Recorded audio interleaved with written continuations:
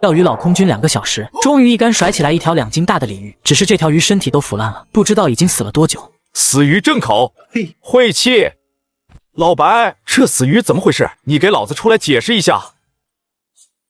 小王八犊子，我是山神，神不神的？我要你给我解释一下这个死鱼正口几个意思。这我呢？跑山人快没了，我们这些最后的神恐怕也活不了多久。以前这河里可没死鱼。原来这块石头是长白山的山神，而张北是这个年代为数不多的赶山人，拥有沟通山神的能力。山神靠赶山人的香火续命，如今赶山人越来越少，山神的生机也就越来越少。听老白虚弱的声音，怕是没多少时间了。真的没办法了吗？世界发展得很好，我们这些神其实早就该消亡了。我记得你说过，山神的实力是依靠着人气。若不是我身上有个景区，早就死透了。你说我要是开个直播，让更多的人看到这里，有没有可能帮你恢复一些？可以，但太少了。就这么决定了？哪个林子里还有老参？贝贝，你小时候经常去的那个，前几天游客不少，我催生了一个200年的人参，其余的小东西也不少。又乱用力量。反正也这样了，倒不如给你们留点东西。行，我明天尝试开个直播试一试。走了。张北走出大山，几个汉子正在挖野菜，他们看到张北，赶忙打招呼：“把头子好。”“把头子钓鱼呢。”“把头子去我家，晚上喝点。”把头子是跑山领队的称呼，他每逢进山必有收获，多年来恩泽众多跑山人，备受敬重。最近谁家里有困难的吗？王老二他家，他那个儿子欠了不少，正愁着怎么还债。又赌了？可不是，那小畜生。还有谁吗？村口沈峰，前几天他爹动手术，借了不少。行，明天叫上他俩跟我走。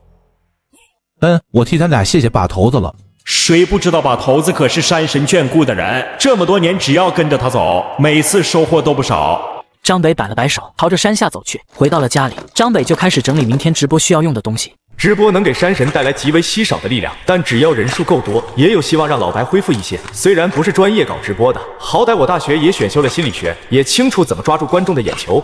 晚上，王老二和沈峰带着大包小包敲门进屋。跑山人祖祖辈辈住在此地，性格淳朴。把头子曾帮过他们，他们心里感恩，于是带着吃食来请张北吃饭。把头子，我俩来看看你。哟，带什么好东西了？嘿嘿，我媳妇炖的王八。来，坐，正好喝一杯。次日清晨，张北带着上山和直播的设备，与王老二和沈峰在山脚碰了头，开着车直到没路，三人才下车走路上山。把头子，我们今天去哪个林子？北边。我今天打算开个直播，你俩能露脸不？行，这算啥？一会儿间隔5米，中午再休息。好。把头子小心点。到了目的地，张北背着包，胸前挂着手机，打开了直播，随手捡起一根木棍，朝着林子里走去。直播间也陆续进人，张北也积极回应。荒野求生，欢迎北冥有海，这可不是荒野直播，我们在跑山。卧槽，看这树，真的是深山老林。欢迎新来的观众，我们是在长白山，前面就到地方了，就会开山。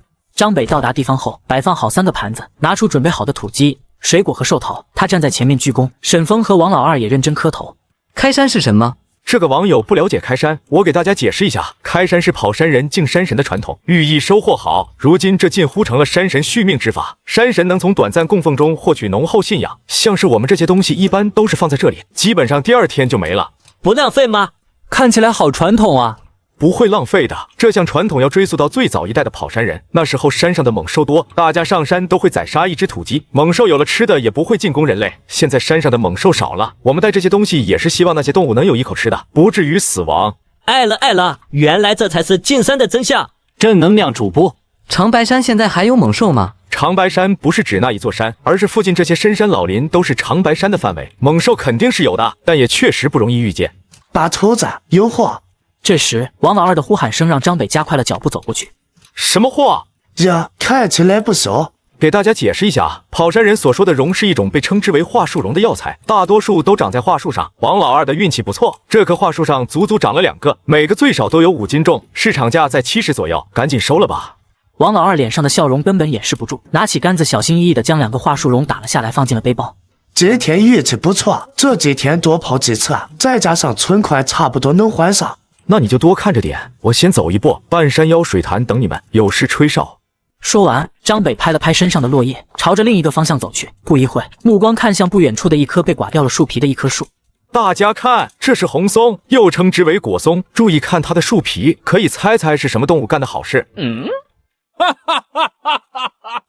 网友们真是脑洞大开啊！猜测真是五花八门，有野猪、黑熊等等，甚至还有猜测山怪的。我来告诉大家，是鹿。清明节前后是野生鹿退角的时候，能发现这种踪迹，说不定我们今天还是能捡到鹿角。直播间里，当网友们得知能捡到鹿角，瞬间弹幕纷飞。没多久，直播间人数就已经突破1000。张北一点没受影响，继续给网友介绍。看见地上这团粪便了吗？呈椭圆形，闻起来有一股中草药的味道，这就是鹿的排泄物。按照刚才那棵红松的痕迹，这只鹿角已经快退了。看看今天能不能捡到一个大货。男人正在直播，看到一只200多斤的野生梅花鹿，竟突然用力撞向大树，鲜血瞬间染红毛发。直播间的观众看到这一幕都惊愕不已，而男人对梅花鹿轻轻招手，仿佛发出神秘指令。那原本狂躁的梅花鹿，听话的就像二哈，乖乖走来，任由男人锯下鹿角。原来男人能沟通长白山山神，这里的动物都听他的。你这就轻松了，走吧。张北拍了拍梅花鹿，目送着他朝着山林内走去。等再度拿起手机的时候，整个直播间都炸了起来。这是野生梅花鹿，怎么这么听话？流下了羡慕的泪水。嫉妒使我疯狂，嫉妒使我精神分离。长白山的动物对人类还是很友好的，常寻求人类帮助。这只梅花鹿未到退角时间却提前退角，可能是族群选出新头鹿，它竞争失败的缘故。张北将手中的一对鹿角提起来，展示给直播间看。这种鹿角在市场上收购价在150一斤，不过这一对形状完好，挺适合做收藏品，我就不打算卖了。说完，张北用绳子绑好鹿角背在身后，朝山腰走去，途中不时掐起墨绿色草叶。一会儿到达山腰，此时王老二和沈峰已搭好石台，张北便在水潭边清洗采摘的草叶。我看到很多人都在问我这是什么，不知道你们听没听说过一句话，男不离酒，女不离藕。是我想的那样吗？好快的车。这东西我们称之为山韭菜，不管是味道还是功效都远比家养的要浓郁许多。跑山人每次跑山都要一整天的时间，午饭都是在山上解决的。不过各有各的习惯，有人愿意从家里带吃的，我就比较喜欢就地取材。说完，从包里拿出鸡蛋和做饭工具，就地生火做饭。这时，沈峰来到水潭边，舀起水喝了几口，看到一眼张北直播间密密麻麻的弹幕。把头子，你这不少人吧？还行，快2000了。嚯，那真是不少。你上午收获怎么样？1个棒槌，5叶的，还不错。下午我们向南走，那边应该有鹿群，还有一片3枝9叶草。听把头的。张北又转头对直播间观众解释。跑山人并不是每次进山都是为了人参、松茸这些东西，大多数都是采摘一些比较广泛的中药材。3枝9叶草一长就是一大片，轻松就能装满一麻袋。而且这东西的收购价也十分可观，一斤大概在3到5元。若是老跑山，一天下来背个70、80斤的根本不成问题。看大家都在问什么是棒槌，棒槌其实也是人参，不过它是很早之前人工培育的品种，有一部分种子被鸟类带到了长白山各处的林子中，它的功效其实和人参差不了多少，不过毕竟还是人工培育的品种，价格上也远不如野生人参。这时，王老二递过来一个保温盒，里面整整齐齐放满了包子。俺婆娘包子，拔出尝尝。猪肉酸菜的，味道不错。主播和这群汉子之间感情是真的好。看一个户外主播，我竟然看饿了。男人手持直播设备，穿梭在密林间。突然，他眼前一亮，满脸狂喜。原来他看到了长满绿色叶子的石头，而且每片叶子上都长满了密密麻麻的小点，绝对会让密集恐惧症起一身鸡皮疙瘩。男人喊出他名字时，刹那间，直播间里的男观众们瞬间炸开了锅。我们叫它肾精茶。直播间有人知道这东西的功效吗？随着张北话音落下，直播间直接蹦出了一个嘉年华的特效。跟你说啊，这肾精茶可是好东西，《本草纲目》里都提过，男人都懂。感谢祝愿总的礼物，你说的没错，这东西泡水喝可以说是男人的第2条命。给我留点，男人加油站。女人喝有效果吗？张北采集了一些放进了背包，看着满屏的弹幕笑了起来。这会儿直播间已有2000多人观看。女性喝也很好，市场上就有卖的，不过要注意甄别，真的肾精茶入口会带着一些枸杞的味道。没错，肾精茶之中含有的很多东西都和枸杞一样，味道自然也差不了多少。张北继续往前走，突然他脚步一顿，目光锁定不远处2人环抱粗的大树。这是长白山特有物种长白松，是2级保护植物，像这么大的估计最少要500多年才能长成。张北绕着树转了一圈，将摄像头对准了一个记号。看来不用我担心了，这棵树早就被保护人员发现。大家看这个记号，如果在野外遇到了，就代表着这棵树是珍贵物种，并且已经登录在册。记笔记，记笔记。我上课都没这么认真。学到了，再也不怕莫名其妙进去了。长白山就是一个宝库，动植物还是很丰富的，需要我们大家一起保护。有山神的山，物种和植物丰富异常，即便山神不主动催生，山也能受益。若山神消亡，珍贵药材大批死亡，动物因食物不足也就离开了。随着脚步的前进，张北在一片林子中停下来。我今天的运气不错，猜猜我看见了什么大宝贝？棒子，补肾的药物。刚进来，这是个壮阳主播。什么叫壮阳主播？我是跑山人，正经职业。男人一路与直播间观众分享山林草木，突然他脚步一顿，发现前面草丛里竟然有一株葺草。他小心拨开杂草，仿佛在对待稀世珍宝。直播间观众的心也随之揪紧。刚发现了个宝贝，给大家看一下。看好了，这就是人参，而且年份不短。随后，张北固定好了手机，将人参枝干拢了起来，并绑上了红绳。挖人参不是随随便便就能挖的，稍有不慎就会破坏人参的完整，价钱大打折扣不说，药性也会随之流失。他从包内拿出了一个铲子，离人参不远的地方挖了下去。人参的根须很长，要想完整的挖出来，最短也要间隔10厘米洞。而且这个年份是100年以上的，我们选择的距离在30厘米。这就是我们常说的老山参，需要用刷子清理下泥土就能看出来它到底是多少年的。张北细心清理人参上的泥土，不一会儿，饱满老山参出现在众人面前。直播间的礼物瞬间飘满屏幕。大家不用破费，我做直播也不是为了赚多少钱，只想让大家见识大自然的美好，还有跑山人的生活。自从父亲去世，如今亲人也只剩下了老白，但凡有可能，都不想让老白和那些山神一样消亡。你送不送是你的事，我送不送是我的事。等弹幕恢复正常，张北才又拿起人参对着镜头展示。大家看，这个老山参的大小最少也是200年，按照现在的市场价，少说也是100万起步。我真的不需要大家的礼物，这个人参我也暂时不卖。现在100年以上的老参不多了，肯定是要留着自己用。这么品相好的，需要装在盒子里保存。张北将人参盒子收到包中，继续向前走去。不久，听到沈风哨声，于是循声而去，就看到沈风正在一大片植物中采摘。这一片不少啊。确实，我估计明天还能来一次。大家看，这就是3枝9叶草，根茎上长有3根枝条，每根枝条上长有9片叶子，同样作为一种中药材，它的功效……张北话还没说完，整个直播间已经学会了抢答。补肾壮阳，男人的第2条命，男人的加油站，女人的美容院。大家说的没错，3枝9叶草不单单是男性可以食用，女性同样可以。时间不早了，我们还得下山。今天的直播就到这里了，前面没看到的观众可以看看回放，或者是等我将视频剪出来。男人将挖到200年人参的视频发上网后，倒头就睡，结果一觉醒来全网炸锅，千万网友刷到停不下来。现在他刚开播，直播间直接涌进10万人。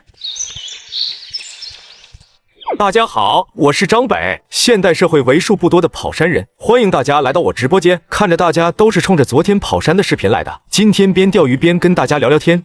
张北话音刚落，大脑中老白声直接响了起来。好爽，好爽啊！听你的声音恢复了不少。确实恢复了一些。恢复了，给我来条鱼，我都好几天没吃到鱼味了。停，小事。张北见鱼漂下沉，抬竿将一条鲤鱼甩上岸，随后向直播间展示此鱼。我这刚开播就上来鱼，长白山像是这种河水中鱼都不少。如果来旅游，可以带个鱼竿，享受一下钓鱼的乐趣。环境那么好，以后肯定去。苦逼牛马，网络云旅游，这个来不来自愿啊？作为本地人，非常欢迎你们。说话间，张北内心暗中呼唤着老白，赶紧再给我来一条大鱼，今天直播人多，争取都留住。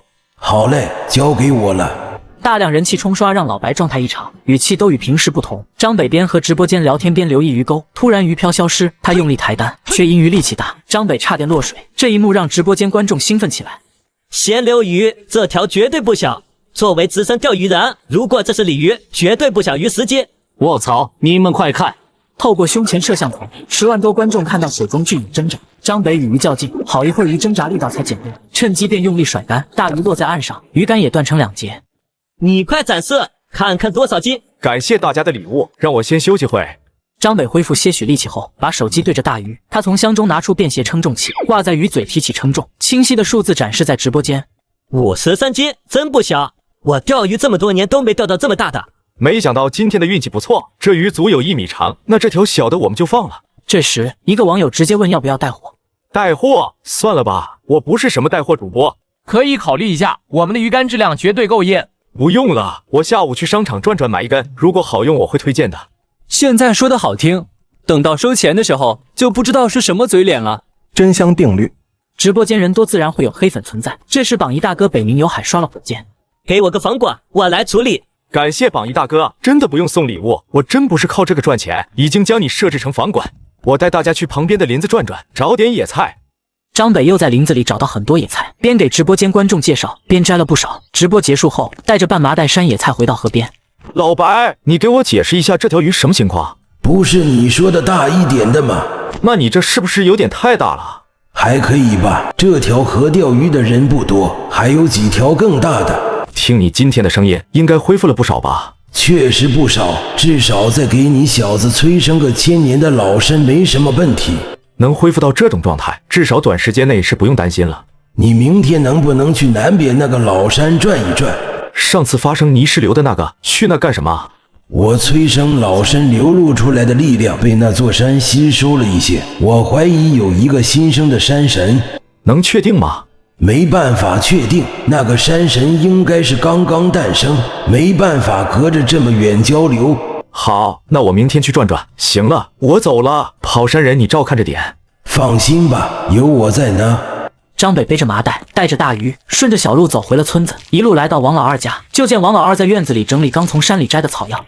老二，你今天收获不错。我装了2袋子3只竹叶草，把头子，你这收获不小啊！我钓了条大鱼，嫂子晚上做一顿。是，跟我还客气什么？这么大的鱼，不愧是拔草。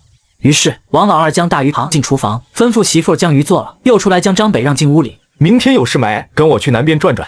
跑山？不是，就是单纯转一转，不跑山。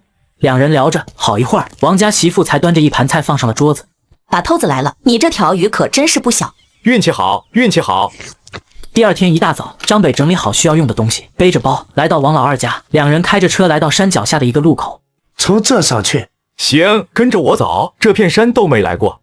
张北照旧将手机挂在胸前，打开直播，大量观众飞速涌入，整个直播间都有了一丝卡顿。各位早上好，我是张北，已经临近消失的跑山人。我们今天不是跑山，我这些年活动的地方都是在长白山东方和北方，南边还没来过。这次上山看看土质还有林子，如果差不多，以后跑山也会将南边划入范围。也就是说今天没有山珍肉，所以今天不钓鱼了，所以今天没有收获。张北看了一眼弹幕，没有回答，直接捡起一根树枝朝着山上走去。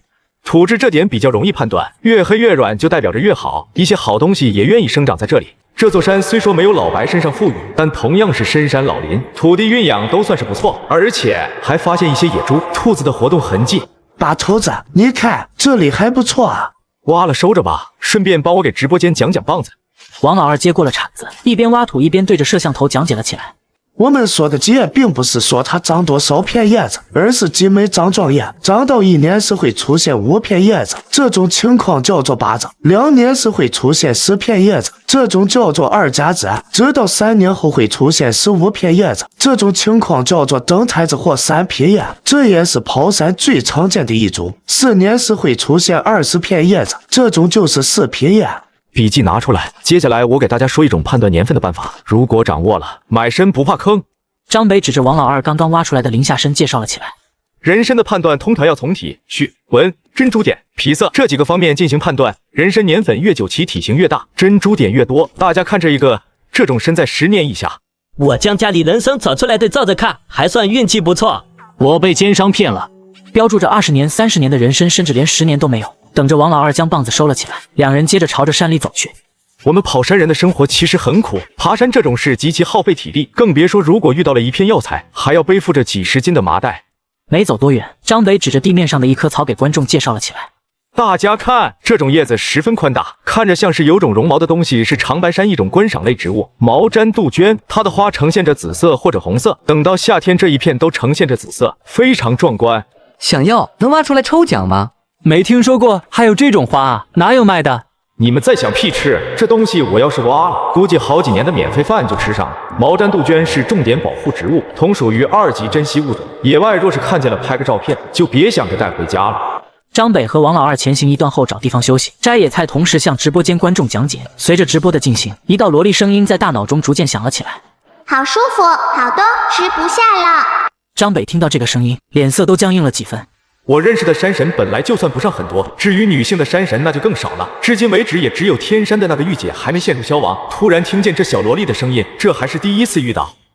大家如果没有经验，一定不要在山林中生活，尤其是干燥的季节，至少稍微有点火星就容易在整座山上蔓延。接下来给大家展示一下野外灶台的搭建方法，不算难。老二你来。你休息会吧，跑山直播你也不嫌累，一会儿我做好饭喊你。于是王老二给直播间展示怎么在野外搭灶台，张北则靠在了一棵树上休息，而脑海里却跟新生的小山神聊天。你叫什么？蓝玉，他们都是这么叫我的。你的新芽好多，我都吃不下了，好浪费。没事，以后我可以经常来，想吃多少都有。得，谢谢你了，小跑山人。没事，现在的山神不多了，能帮肯定要帮一下。把头子可以吃饭了。张北听到王老二的声音，站起来走到灶台边。王老二将一袋子包子拿了出来递给张北，于是俩人赶紧吃饭。好久都没吃到3处了，这一片还挺多。今天的主要目的也算是达成了。蓝玉得益于直播有着大量的人气滋养，以后只要再来这里直播2次，蓝玉就能彻底变成一个合格的山神了。各位，今天差不多就到这里了，下次直播我将会给各位见识下跑山人进山的传统。两人吃完饭，又大致将整座山都翻了一圈。突然，王老二发现石头边小动物被啃食的残骸，于是张北赶忙走过去。把头子你来看，这玩意应该是大虫啃着的。应该是，能有这么大咬合力的，除了大虫没别的东西了。那还来嘛？现在正是母老虎怀孕的时候，如果这里真有老虎，以后跑山就要十分注意。没事，过几天把人叫上进山。两人正准备下山，耳边突然传来了一道蛙鸣。把头子，是林蛙。我听见了，现在还有点时间，去看看。如果这里的林蛙够多，那今年秋天绝对会大丰收。张北和王老二快步赶到小河边，蛙鸣声愈发响亮。张北迅速朝一旁阴影处一按，眨眼间便擒获一只肥硕林蛙。没错了，是这小东西。这味道真怀念啊！这可是长白山4大山珍之一啊。怀念也得等秋天，现在可是产卵期。知道，早点下山吧。张北将手中的林蛙放到了水里，和王老二朝着山下走去。现在基本已经可以确定这座山的大体情况，春夏可能收获只是靠棒子或者是灵芝，但步入秋天后，这里绝对会是个风水宝地。老二，你回去通知一下，2天后有空的都来一下净山。是啊，把头子亲自主持。这座山有大虫，我亲自来。那我估计能来不少人。别贫了，天快黑了，赶紧下山。天快暗下来时，两人才终于下山，开着车逐渐远去。张北默默松了口气。蓝玉，我走了，过2天再来看你。好。今天没跑山，却收获了林蛙稳定产出地点，未来可养活半个村子。山里老木头多，秋天将长满蘑菇，到时候抓点林蛙，采点蘑菇，再来一只老母鸡，那味道堪称一绝。张北像昨天一样，将今天直播视频剪辑几个有趣片段，上传网上后倒床就睡。与此同时，直播平台办公室里，一个中年男人和他的助理看着张北上传的视频，眼睛放光。我们平台自从赶海的几个主播接连被打假，现如今整个户外的流量一天不如一天。但这个跑山人的出现无疑是一个希望，平台需要优质的主播吸引流量，更需要户外主播重振雄风。无论如何，这个主播必须签下来。小王，你查一下这个主播的电话，我打过去。当助理查到张北的电话，男人直接打了过去，电话响了2声，随后直接被挂断。男人愣了一下，仔细看了一眼时间。晚上9点半，现在不会真有年轻人在10点前睡觉的吧？经理，咱们干互联网的，一个个都是熬夜特种兵。于是男人不信邪的又打了一遍，结果传来关机提示音。谁家20多岁的大小伙子不到10点就睡觉的，都没有夜生活的吗？算了，明天再联系吧。第2天清晨，张北睡醒后打开了手机，看着未接电话，大脑逐渐清醒了过来。连续打了2遍，肯定不是打错了或者是推销电话，那就很有必要回过去。于是张北直接按下了回拨。熬大夜的男人刚入睡不久，听到铃声勉强起床接听，迷糊中听到张北的声音：喂，请问你是谁？你特么给我打的电话，你问我是谁？男人看向手机屏幕，当看到张北备注，迷茫的大脑渐趋清醒。您好，张先生，我是鲨鱼直播的户外分区经理，想邀请您签约我们的直播平台。签约后，我们将帮助引流，确保您的直播间人数持续增长。从直播情况看，直播间人数越多，对山神越有利。签约后，平台会引流，但要保证直播时长，不像现在这么自由。先谈谈你的条件。我可以给到100万的签约费，年薪80万，礼物分成3-7分，你拿7成。时间义务。签约3年，每个月直播时长不得小于90小时，这也是我最大的诚意。签约3年，若出意外，可能无法直播，自己有存款足够生活。但老白不行，仅靠信仰不够消耗，老白只能管理2个山头，恢复巅峰需海量信仰。签约费和年薪都可以下调一些，我希望年限可以改成半年。如果你想签半年，那签约费只有100万，而且年薪不会高于30万。可以，我答应了。合同我过几天发给你，签好字了之后记得邮过来。没问题。张北吃过了早餐，开车去了县城农贸市场。张北刚下了车，就有熟悉的商贩打招呼：“张把头，很长时间没来了，过来买个鱼竿，顺便来转转。”我哪有讨好的，送你卖我个100年的老参怎么样？想得美，上100年的我都没有几个。得了吧，谁不知道整个长白山就你手里面的老参最多？那也不卖，你要是真有急用再来找我。说完，张北一直走向了一个卖蜂蜜的摊位。冯老哥，最近怎么样？有好货不？最近蜂王蜜很少，你要就拿半斤。行，要了，就属你们冯家村的椴树蜜最好，以后再给我留点。放心吧。张北付了钱，转身朝着一家卖鱼竿的商店走了进去。一进门就看到一个男人正给顾客挑选鱼饵，见到张北走进来，急忙迎了上来。哟，张把头，你这生意不错啊。也就整个辛苦钱，张把头想买点什么？鱼竿上次钓鱼断了，想买个好点的。我手里有个好竿，原本打算留着自己用的，要不要看看？张北点头，看着他的状态就知道，肯定是有什么事想让自己帮忙。只见男人从底下的柜子里掏出了一个木盒，递给了张北。光威的好东西，进价3000，张把头看上了就送你。说吧，遇上什么事了？我妹妹刚生完孩子，大出血，人勉强保住了，想买个老参给补一补身体。我给你拿个50年左右的，他这种情况虚不受补，一次切1片炖汤喝。我手里都是山参，价格你是知道的。知道，那可是我亲妹妹，多少钱我也得拿啊。给你按不足50的算，30万，晚上来我家拿，别坏了规矩。多谢张把头。张北将鱼竿放回了木盒，男人目送着张北走出了大门，拿到了一个心仪的鱼竿，也没在市场多留，驾车回到了村子里。天色逐渐昏暗，张北在院子里摆上了一张桌子，放好了茶水，随后独自坐在屋子里，将一个木盒放在了身旁。跑山人不孝子孙或蜜前来拜访，听到了，霍老哥坐吧，天黑进来拿参。多谢把头子。霍密算好时间来到张北家，在院子坐10几分钟，太阳落山。此时听到敲门声，张北提木盒起身，进来吧。霍密进屋后对张北点了点头，目光紧紧盯着张北手中的盒子。拿去吧，别忘了有空上山摆个贡品。放心，忘了什么也不能忘了这事。赶紧给你妹妹送去吧。又是一个大晴天，很适合去找老白聊聊天。张北收拾装备，搭跑山人的车到山脚下，沿小路上山，并打开直播间，观众蜂拥而入至直播间卡顿，几分钟内在线人数就达10万。我吐了，怎么又是这个阴间时间？完犊子，昨晚打游戏通宵，我现在要不要睡？都早上7点了，这个时间大部分人已经起来吃早餐了吧？想太多，上班族的眼中根本不存在早餐。早餐是吃了，好困，还想看，怎么办？要睡觉赶紧去睡，我们今天就一个目的，找雷积木。直播间内原本还打算睡上一觉的一群人顿时精神了起来。直播找雷积木啊，这还能睡得着？反正看直播躺着也能看，那还睡个屁啊！我估算了一下，我最多也就能背一块10斤左右的雷积木下山，大概能做200个木牌。鉴于人数太多，我会在直播间进行抽奖，能不能得到就全看运气了。张北看着直播间攀升的人数露出了笑容，但是接下来的话，瞬间直播间炸翻。只有观看直播超过10个小时以上的老观众才有抽奖的机会哦。我这不是帮你们调整作息吗？言归正传，今天还是老样子，遇到什么有趣的东西我就介绍一下，注意记笔记。不一会儿，张北已经顺着小路迈进了山里，还没等走出多远，老白的声音就在大脑中响了起来：“自己来的。话说你怎么知道我来了？之前不是一直都没办法发现吗？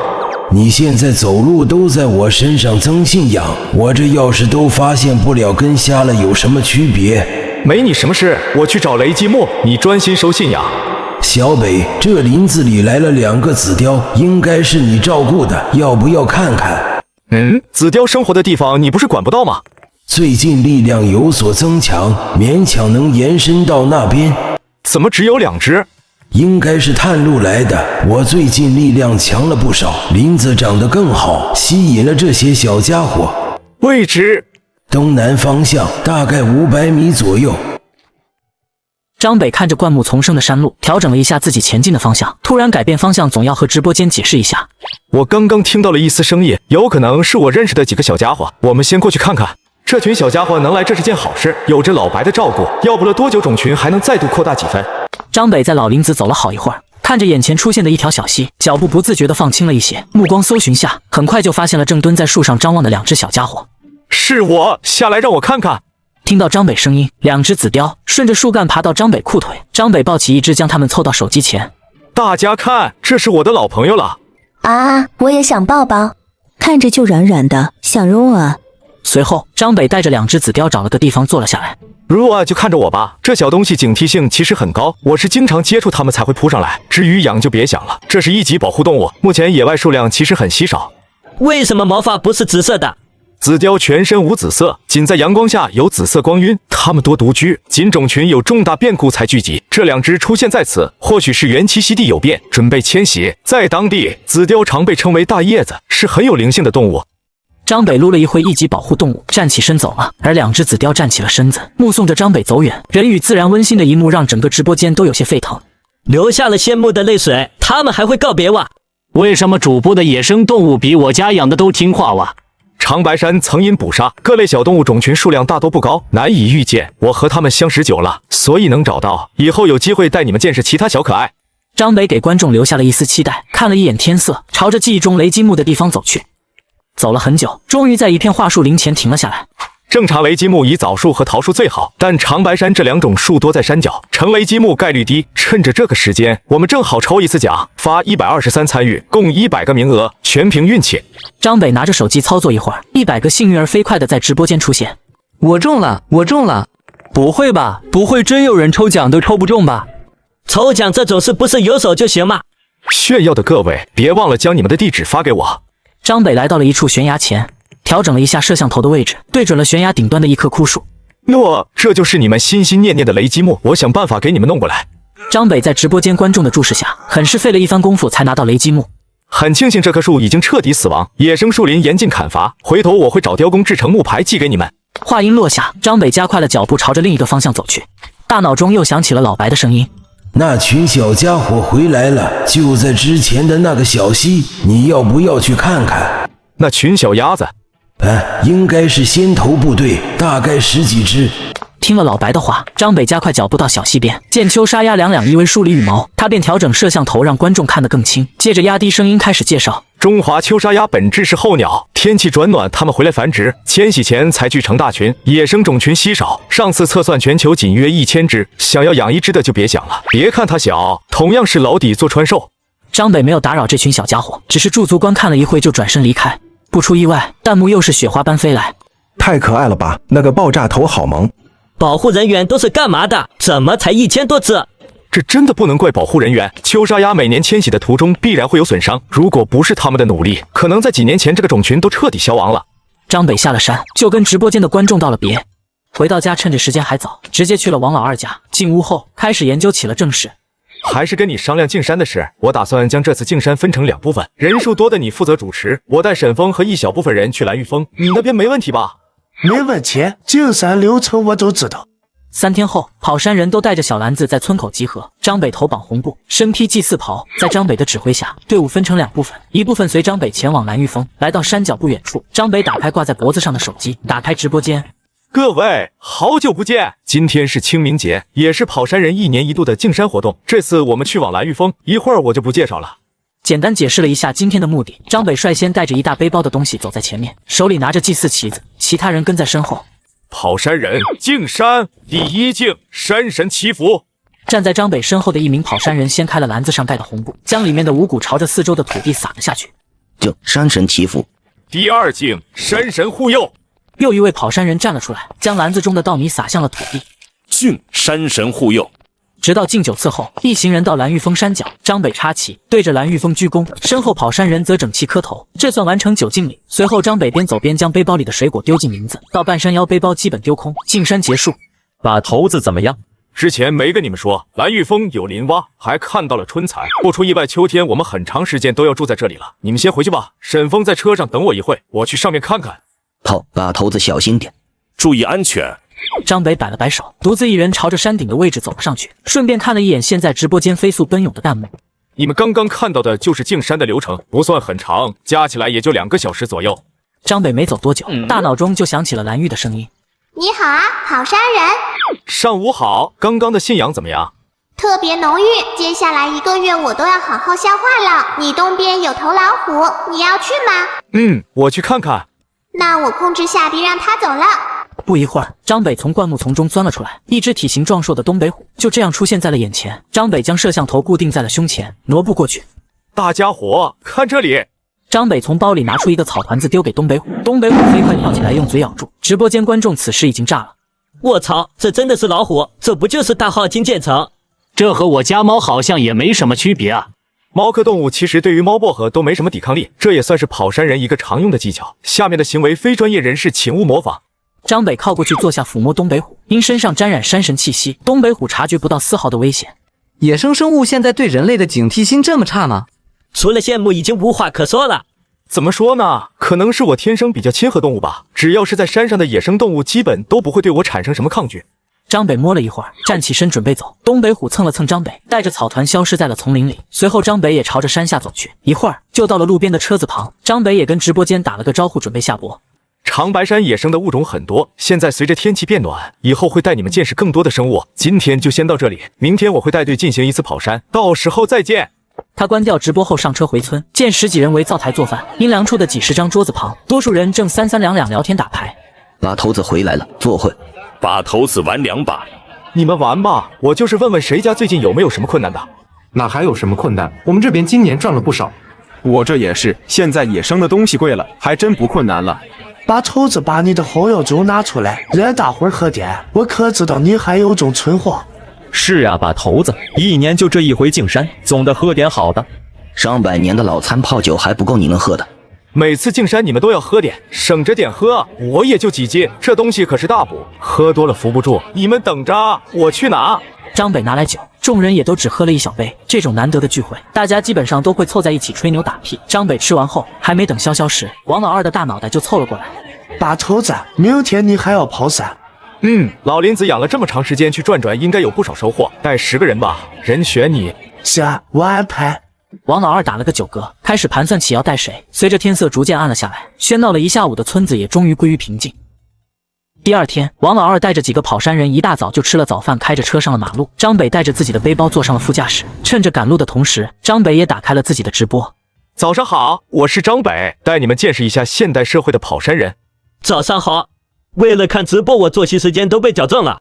雷击木的木牌基本上快做完了，这几天就会把快递发出去，你们注意接收。这次我们去的地方是位于长白山主峰北部的一片林子，同样是原始森林，常年没有人烟。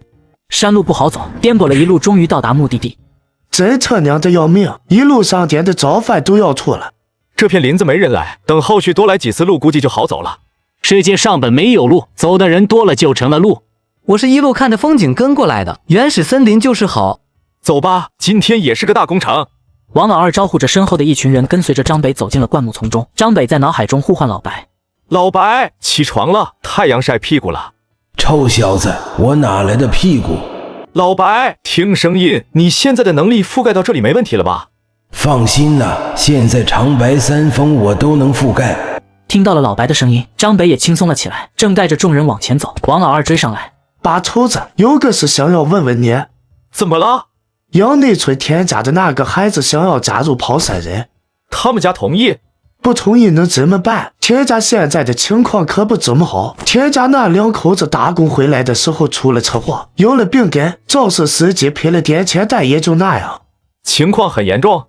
老田现在一条腿算是彻底废了，他媳妇还算好，不过体力活估计是干不成了。规矩都说了。说了，那孩子之前也跟着他二叔上过几次山，性格也不错。晚上回去之后，让那个孩子来见我。王老二点点头，继续往前走。张北调整了一下摄像头，对着观众讲解起来。并不是所有人都适合跑山人的，最基本的一点，那种天生路痴绝对不行。原始丛林中辨认方向极为困难，若是在这地方路痴，一个不注意就容易迷路。可以用指南针吗？原始丛林路不笔直，经常需绕路，靠指南针也有可能困在林子里。教你们些简单变相办法。解释了一下这些隐藏的技巧，张北也开始留意起了周边的环境。随着他们的深入，路也越来越难走。一群人用工具劈砍着灌木丛，朝着前方行进。张北跟在一群人的身后，指着不远处被啃食的一片草地介绍了起来。大家注意看，这种齿痕很像是钳子压出来的，这就是陆科的生物干的好事。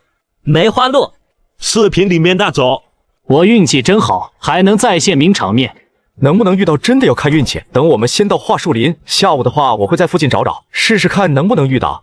一群老跑山人的速度极快，不一会儿就已经来到了一大片的桦树林。没走几步就听到王老二大喊：“有货！”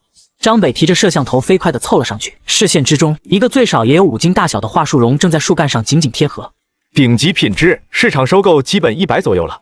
嘿嘿嘿，你跟大伙说一声，一会朝着东方走，那边有条小河，我在那等你们。好嘞。不得不说，王老二运气是真的好。接下来我们就要为今天的午餐做准备了。我只关心午餐。又是舌尖上的长白山。我先收口水，等会儿再流。张北迅速赶到小河边，将摄像头固定在胸前，来到水流平缓处，掀开长满青苔的石头，迅速捏住一个红色物体。有人认识这是什么吗？假的吧？这还有小龙虾？不太像吧？小龙虾应该比这大。这东西是东北蜡菇，是河虾科蜡菇属动物，味道可要比小龙虾鲜美许多。蜡菇通常都是红色和褐色居多，我们今天午餐的来源很大一部分就是它。肉虽然少，但绝对是1等1的美味。哪有卖的？想吃？我依稀记着小时候还有，现在根本看不见了。直播间有养殖的吗？速联系。蜡菇对水质要求极高，现在也只有在东北地区的山水里面才能看见，而且养殖极为困难，这也是为什么在市场上买不到的原因。看着收获的差不多了，张北也停了下来，顺着河流朝着下面走去。蜡菇毕竟肉太少，只能尝鲜，想要吃饱肯定要来点量大管饱的东西。这里有鱼。啥工具也没有，怎么扎？鲶鱼通常都是黑色，在这种环境中确实没有那么显眼。今天给你们看看跑山人抓鱼的一种方法。张北削尖木棍，一顿操作，一条鲶鱼被插中，一击得手，抓了条鲶鱼。张北这一手引起了直播间观众们的赞叹。张北提着鲶鱼朝着之前放蜡骨的地方走去。这条鱼够我们今天吃了，剩下的就放在里面好好养着，下次来还能接着吃。这种方法只适合冬眠苏醒的鱼，在身边没有可用的工具时候比较实用。等到夏天的时候，我会给你看看在水下是怎么抓鱼的。向直播间简单解释了一句，张北也回到了放蜡骨的岸边，将摄像头固定在了一旁的树上。张北掏出了一个小刷子，在河边开始清理起了蜡骨。大概10几分钟后，一个跑山人率先从桦树林中走了出来。把头子，需要帮忙不？收获怎么样？差不多12斤肉，包都装满了。这片林子以后凑几个人就可以来，下午我们往北再走一走。好。爷，这秋鱼不熟啊。别贫了，把鱼收拾了，搭个灶台。好嘞。王老二和张北很像，两人在吃这方面绝对不会亏待自己。很快，一群跑山人全都凑了过来，开始了忙碌。午餐简单一点，炖一条鲶鱼，再加上辣炒辣菇，堪称美味。趁着炖鱼的时间，张北也将摄像头取了下来，开始了每日放捕。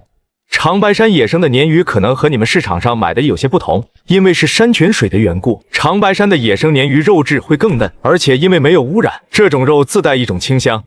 随着张北的讲解，整个直播间从里到外都充满了怨念，无数屏幕外面的观众都流下了口水。张北满带着笑容看着直播间这群怨念颇深的一群人。突然间，一道细微的声音传进了耳朵，张北瞬间扭过了身子，正对着声音传来的灌木丛。在场的都是老跑山了，对这种事也不是第一次，全都拿起了顺手的武器，凝视着灌木丛。原本还充满了怨念的直播间瞬间紧张了起来。这就是原始丛林，你永远不知道下一刻会发生什么，大家伙都小心了。大家不要怕，要是真有什么猛兽，就让直播间的兄弟们见见我王老二的本事，让他们看看爷们我是如何勇斗猛兽的。宁吹牛吧你！时间1分1秒的过去，张北大脑飞速的运转。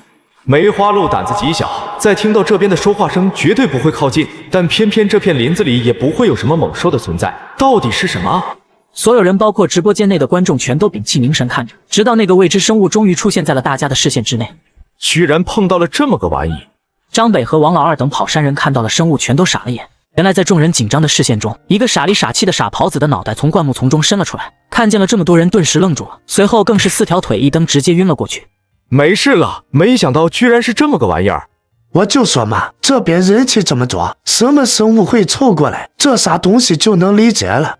张北看了一眼直播间的问号，将摄像头对准了晕过去的傻狍子，介绍了起来。这就是我们常说的傻狍子，这小东西的智商确实有些感人。山林中大部分生物见到人类都会躲得很远，也只有它会觉着好奇凑上来。张北搓了搓傻狍子的头上的鹿角，换了个姿势。很多傻狍子因为好奇心驱使，使自己陷入到危险，又因为过度紧张，全身肌肉僵硬。其实说他们傻倒也不是，别真的觉着他晕过去了，其实他只是在装死而已。张北将摄像头对准了傻狍子的眼睛，隐约间还能看到眼珠子在乱动。以前的跑山人抓他可以说是最省心的了。我爷爷那会就是跑山经常会遇见这东西，而且一抓就是2只。大多数傻狍子都是成队活动的，其实另一只离这里应该不会太远。我去找找。行，反正也没什么事。目送着王老二离开，张北指着狍子的尾巴接着介绍了起来。大家看，傻狍子在恐惧的时候屁股上会炸开白色的绒毛，极其显眼，看起来极其有趣。弹幕迅速滚动起来，许多人开始怀念这么个傻动物，勾起了童年的回忆。傻狍子没灭绝原因很复杂，不过很大一部分都要归功于现在的保护能力。东北虎的减少也让他们有了更多的存活空间。张北刚刚玩够了狍子的耳朵，王老二就扛着另一只狍子走了过来。在这了，本来都快追不上了，结果他又回来了。感受着张北身上熟悉的气息，这只母狍子胆子反倒是大了一些，还能拿着头蹭着张北的下巴。你媳妇都来了，别躺着了。这么长时间没有危险，再加上自家媳妇的气息，也让这只公狍子睁开了眼睛，快快乐乐地站起身子，任由一群人在他们的身上摸来摸去。玩了一会之后，今天的午餐也算是正式开始了。下午的我会朝着这片林子的更深处走，不过最多2个小时我们就要回来。大家可以猜猜我们今天下午会不会有什么收获？到了下午，张北和王老二两人一前一后，飞快地在林子中穿梭。老二，我打算给你家那个小犊子送部队去。听见张北的话，王老二脸上的笑容顿时僵硬了起来。张北想了想，关掉了直播间的声音，开始说起了与王老二的私密话。他今年也20了吧，不能这么混了，大学考不上，跑山人的苦也吃不了，送部队去至少还是条活路。哎，我就怕他那个性子受不了啊。晚上我见完了田家的那个孩子，让王博来我家，我和他谈谈。请节奏呗。他要听话，一切都好说；不听话，我就是按着头也给他送部队去。王老二家的这个孩子一直都是个头疼的主，从小就是一个混小子，学习压根没那个天赋。若不是张北一直看得严，这小畜生早就不知道被送去警局多少次了。至于王老二说的轻点，那还是几个月前的事。今天晚上正好他该回家要钱的时间，也趁着这个机会问问他的想法。答应还好，直接报名今年春天的征兵就行。若是不答应，王老二看了一眼张北，终究还是叹了口气，没能拒绝。能送部队去也是好事，他这么多年天天往山上跑，确实没好好教导过儿子。当爹的管不了，送给国家调教调教，若是能成才也算是好事。就算废物了点，至少也比现在成天这么混着强。张北看了一眼快要造反的直播间，这才想起来自己还关着声音，急忙将收音的按钮打开，解释了起来。这是别人的家事，还希望大家能理解一下。话音刚落，张北眼睛突然亮了起来。嘿，看我发现了什么！听到张北的话，王老二和整个直播间的注意力全都吸引了过去。出现在他们面前的是一个陡峭的悬崖，一棵沿着峭壁生长的松树随着风摆动。直播间的观众有说悬崖的，有说水猴子的。看着直播间越来越离谱，张北急忙叫停了下来。等我走近了，你们应该就能看清了。张北飞快拿着摄像头对准了悬崖上的一块紫色的区域。不老草，回答正确。我说怎么没反应过来？长生不老的好东西，我能有3年都没见过了。整个直播间听到王老二的话，顿时充满了迷茫。张北看一眼高度，坐在一旁恢复起了体力。长白山不老草，又名草葱蓉，被子植物，多年生，寄生草本最高可长到0.5米，径达3厘米，看起来像是一个紫色的开花玉米，这就是长白山不老草。传说这东西是先人给人类的礼物，吃下去能长生不老，这也是它名字的由来。那个故事你应该还记着吧？从小听到大，怎么可能忘？正好，你给直播间讲讲。王老二咳嗽了一声，接过了张北的收音设备。王老二故作神秘，咳嗽一声，开始给直播间的观众讲解起了这不老草的故事。传说长白山里有个村子，突然有一天，整个村子内的人都得了一种怪病，浑身水肿，连日高烧。就在整个村子都陷入了绝望的时候，一位带用紫色花环、编着花冠的仙女指点大家吃了一种草药，大家的病就奇迹般的好了。而且病好了之后都要比之前年轻了几岁，于是大家就把这种草称之为不老草。故事不长，却很明显能听出来是流传了不知道多久的民间故事。张北想了想，正准备接着开口解释，突然一个连线申请发了过来。看着那张狐狸脸，张北顿时笑了起来。看来有人解释不老草的药用价值了。主播下午好，我刚刚问了燕京大学植物学的李教授，得到了一个让我震惊的答案。是不是被他的药用价值给吓到了？没错，我从来没见过可以治这么多病的药。那就麻烦胡主任给大家解释一下吧。不老草可全草入药，地上部分蕴含丰富的草丛龙醛，草丛溶内汁，根茎部分富含甘露醇和生物碱。停顿了片刻之后，整个直播间顿时见识到了什么叫相声在逃人员。若配合其他药物，可治疗诸多疑难杂症。直播间都轰动了，张北看着满屏幕的弹幕，活动了一下胳膊。其实不老草还有个功效，可能因为没被证实，文献中没有记载。什么功效？你先说，我现在就去燕京大学找李教授。这算是民间的流传，不老草具有激发心脏活力的效果。那大概是3年前吧，有个60多的大爷自己在家突发心脏病，就是吃了一颗不老草，这才挺了过来。主播记着加我个好友，我先下了。连线被挂断，张北也将摄像头固定在了胸前，从背包内翻出了一个绳子，在腰间打了一个渔夫扣。我先上去固定几个攀岩钉，回头你把消息在群里通知一下，谁有兴趣过来摘点。王老二点了点头，帮着张北将绳子在身上绕了一圈。张北刚准备攀爬，看了一眼胸前挂着的设备，干脆直接都丢给王老二。直播间帮我主持着点，这玩意太沉。放心吧。张北在这一刻仿佛化身了猿猴，飞快地朝着悬崖上爬了上去，看似危险，但他在内心不断地呼唤着老白。为了以防万一，攀爬悬崖的时候，张北还是呼唤起了自己真正的榜一大哥。白哥注意点哈，别真的给我整个踩不住的地方。现在知道叫我哥了。您老人家不是什么，哪用得着和我这平民计较？别贫了，左脚的那个不能踩，上面有露水。好嘞。张北飞快地向目标爬去，站下面的王老二将摄像头对准了张北，也翻看着弹幕。把头子是个怎么样的人？看着弹幕，王老二倒是有些感慨。我是从他父亲在世的时候就跟着跑山了，这么多年可以说家里大大小小的事情都是把头子一家帮的忙。你们不知道，当初我为了再送他摔断腿，也是把头子二话不说给我拿钱住院，这种事把头子一家已经不知道做了多少了。随着王老二的讲述，直播间也见识到了这些跑山人之间的感情有多深厚。足足用去了1个小时，张北这才背着半包不老草从山崖上下来。怎么样，没事吧？没事，上面不老草是个大窝子，我摘了几斤。王老二飞快地挑了2个大的塞进了裤兜里，拿回去泡酒哈。既然找到了窝子，什么时候想要就过来摘点。走吧，时间差不多了，早点回去。张北接过了直播的设备，调整了一下，这才迈动着脚步朝着前面走去。他看了一眼直播间的弹幕，泪目都给我刷起来！泪目，北子哥太帅了！泪目，没想到把头子责任竟然这么大。张北看着直播间的弹幕，眼睛里充满了迷茫。我是谁？我在哪？他们为什么都刷泪目？王老二，你在我直播间都干了些什么？王老二顿时打了个哆嗦，飞快地朝着前面跑去。你给老子站住！原本需要半个多小时的路程，两人愣是10几分钟就回到了河边。干，别追了！说你在我直播间干了些什么？张北直接一巴掌拍在了王老二的后脑勺。哎，他们回来了。把头子找到什么了？有窝子。听到一群人的声音，张北恶狠狠地看了一眼王老二。有一片不老草，我已经安了不少攀岩钉，有兴趣到时候带几个人就可以去。卧槽，我有5年都没见到这玩意了。谁说不是？我上次见到的也是养殖的。明天我来摘2斤回去，这玩意泡茶和我家婆娘还不得求饶。天快黑了，点人数下山。每个人脸上都洋溢着笑容，几个人凑在一起交流着收获，或者是约定好明天一起上山。小北，蓝玉给我传来消息，他那边出现了一个白虎，你要不要去看看？白化东北虎。听到有白化东北虎，张北顿时兴奋起来。真的有吗？应该是。蓝玉现在只能勉强传递点消息，不过意思应该就是白虎。我明天就去。白化东北虎啊！我这么大，也就是小时候见过一次，那只白虎还是路过，若不是老白的原因，我根本都不可能见到。如今再度听到了消息，张北整个人都有些激动。突然老白的声音在脑海响起：今天信仰吸收的怎么样？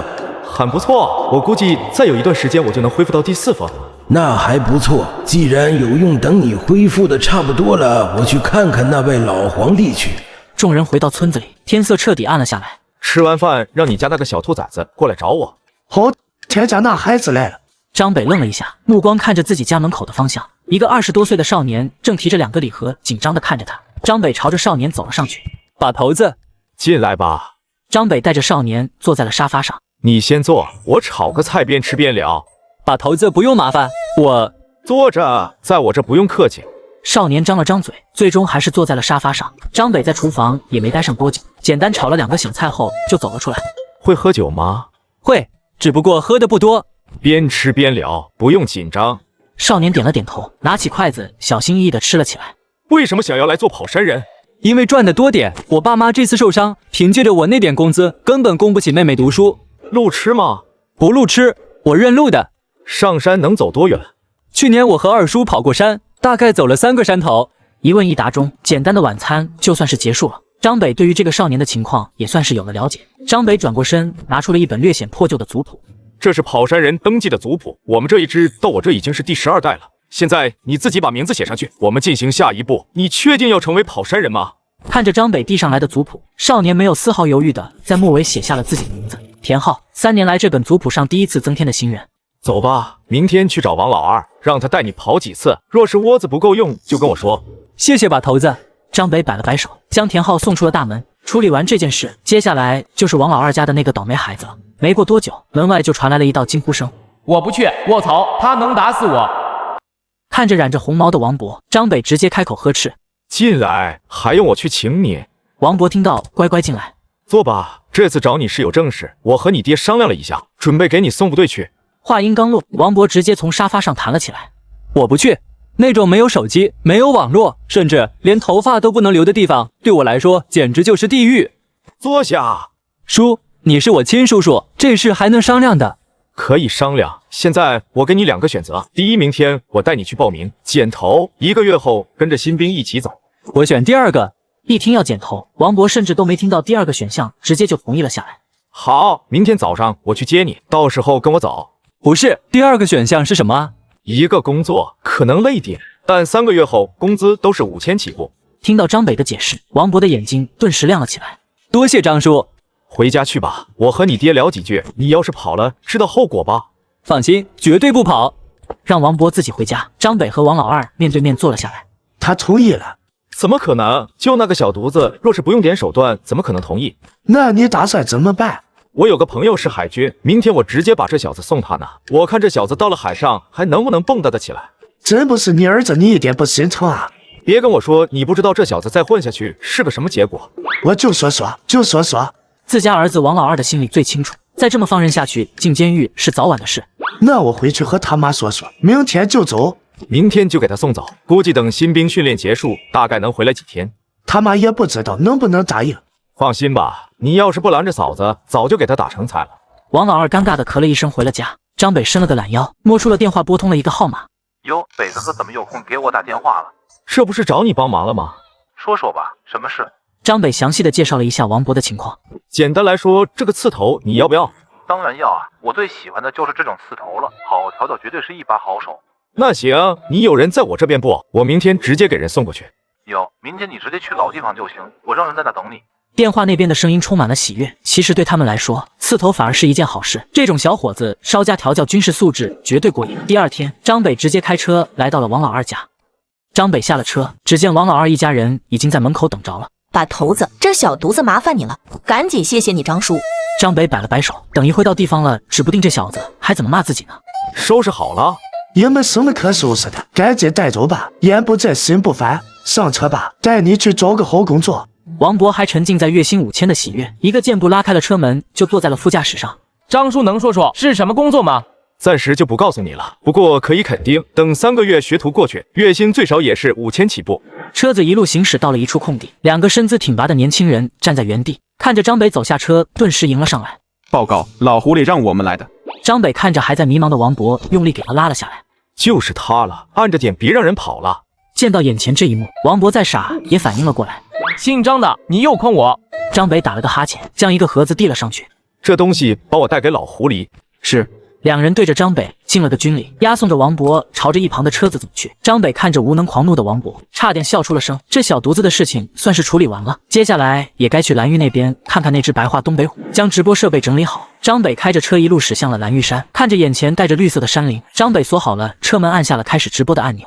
我们今天不跑山，来这里是为了一个消息，有人在这边看到了一只白化东北虎，我今天上来找找试试看能不能发现。白虎？真的白虎？在哪了？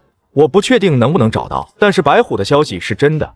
话音刚落，胡主任的连麦申请直接弹了出来。主播上午好，你刚刚说的是白化东北虎？怎么了？世界上白虎虽然稀少，但也不至于这么激动吧？还怎么了？你知道我们都多少年没见过白化东北虎的踪影了吗？不对啊，我看前段时间的报道，不是说白虎在国内繁殖已经有效果了吗？现在100多只呢。胡主任愣了一下，沉默了片刻之后，这才开口。我们通常意义上所说的白虎是孟加拉虎，这个品种白化的几率略高，而且具有繁殖性。胡主任话音刚落，一个带着些许苍老的声音就从连麦那头传了出来。事实上，我们这些动物学家只在1983年见过一只老年的白化东北虎，自那以后再就没有任何消息。听到沈教授的话，张北不好意思笑了笑。那个其实白化的东北虎没有想象中的那么稀少，我小时候就见过2只。白化东北虎啊，这玩意已经不是少不少见的问题了。正常人能见到一次，已经用了大半辈子的运气，好吗？我长这么大，除了在这些老教授的珍藏中看过一段视频外，压根就没任何有关白化东北虎的消息。教授，还是你来说吧，我给您拿着手机。他也让我这个老头子做个直播。随着胡主任的画面抖动了一下，一个头发花白的老人出现在了画面之中。介绍一下，我是华夏动物研究的沈教授，主要研究的就是大型食肉动物。张北对于这些将一生都奉献给科研中的学者们抱有极大的尊敬。教授好。白虎在野外的生存极为困难，因为极其显眼的肤色让它们的捕猎变得困难。而一只老虎如果连续3天的捕猎没有进食的话，它的身体将不会允许它再次进行奔跑，这在原始丛林中也就意味着死亡。长白山地带虽然物种丰富，但白化东北虎在绿色的丛林里生存将会更加艰难，这也是为什么这么多年我们都没见到过白化东北虎的踪迹。随着科普的展开，直播间密密麻麻地刷起了一片学废了的弹幕。而张北经过这段时间的攀爬，也终于走进了蓝玉能笼罩的范围。得，青阳，不对，跑山人你来了。那只白虎在哪？南方，还要好远的。没事，你慢慢吃，我先去找找。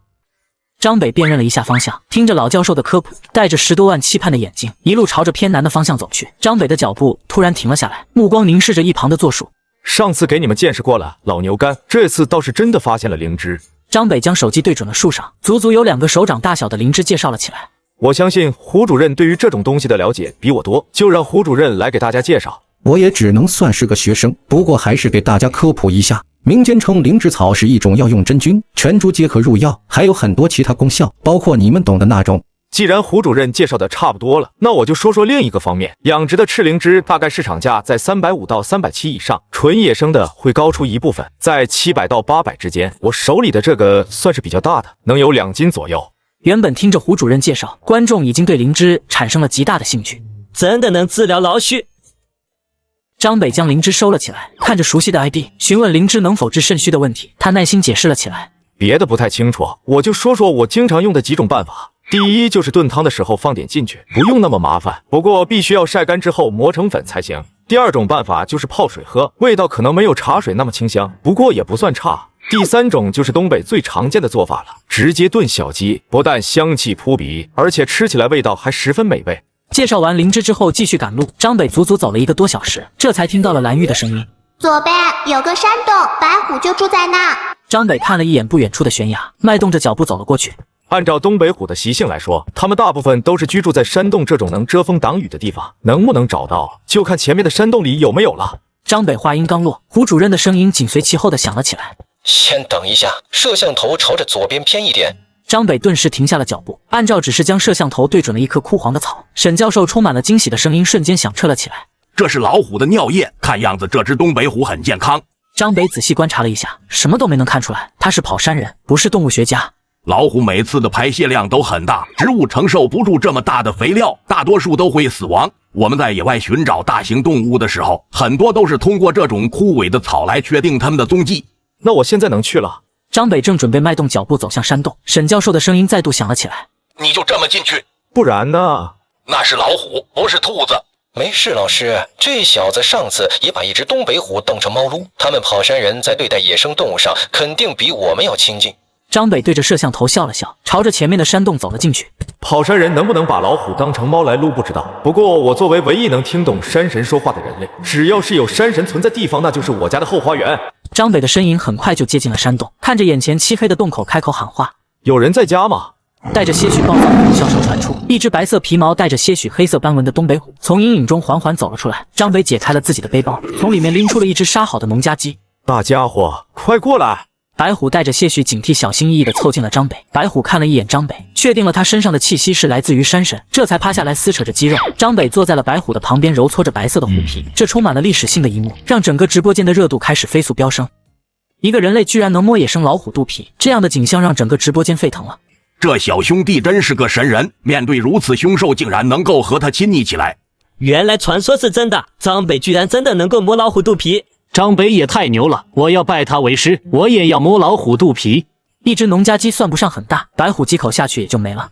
白虎吃饱了之后，直接将头枕在了张北的身上。上次那是有着蓝玉的帮忙，我才能像撸猫一样的玩东北虎，没想到这次可是这家伙自己躺下来的。到底是山神的气息发挥了作用，还是因为我自己常年跑山的缘故？教授能看看他健不健康吗？很不错，至少从外观上看，他现在的食谱很丰盛。张北一只手在白虎的肚皮上摸索了片刻，随后顿时惊喜了起来。这还是个小伙子呢。小北啊，能帮我带点他的毛发回来吗？是要做基因存档吧？没问题的。还请你注意一下，他身上有没有比较明显的标记，也方便我们做记录和以后救助。张北点了点头，拿着摄像头在白虎的身上转了一圈，但很快就停在了耳朵上。这个记号应该可以吧？我觉着很明显，白虎的耳朵上有一块小伤疤，看样子也有1年多了。可以了，就是不能给他安定位，有些可惜。没事，我们跑山人对这一带都比较熟悉，而且他认识我了之后，下次接触也方便。若真的有什么需要，我还可以来找他。张北简单的解释了一下，让沈教授内心也安定了不少。张北正揉着白虎的肚皮，又是一声虎啸传来。张北听到这略有熟悉的声音，笑了起来。一山不容二虎，除非一公和一母。还记着我们上次见到的那只金渐层吗？我猜的没错，就是那家伙。听到了张北的解释，整个直播间都兴奋了起来。哇哇哇，还是一对小情侣呢！羡慕，我还是单身狗。没错，东北虎1年4季都可以发情，如果情况顺利，大概3到4个月就可以见到小宝宝了。给直播间观众解释的时候，灌木丛中一个极其眼熟的东北金渐层走了出来。金渐层用头蹭了蹭白虎，在张北的怀里找了个舒服的位置躺了下来。等一下，这只老虎是最近才来的吗？张北虽然不知道这2只东北虎是什么关系，但他有山神啊。蓝玉，你知道不？这2只是一起来的，只不过前几天白虎离开了几天，最近才回来。他们都是一起来的，有什么问题吗？沈教授听到张北的话，呼吸都沉重了几分。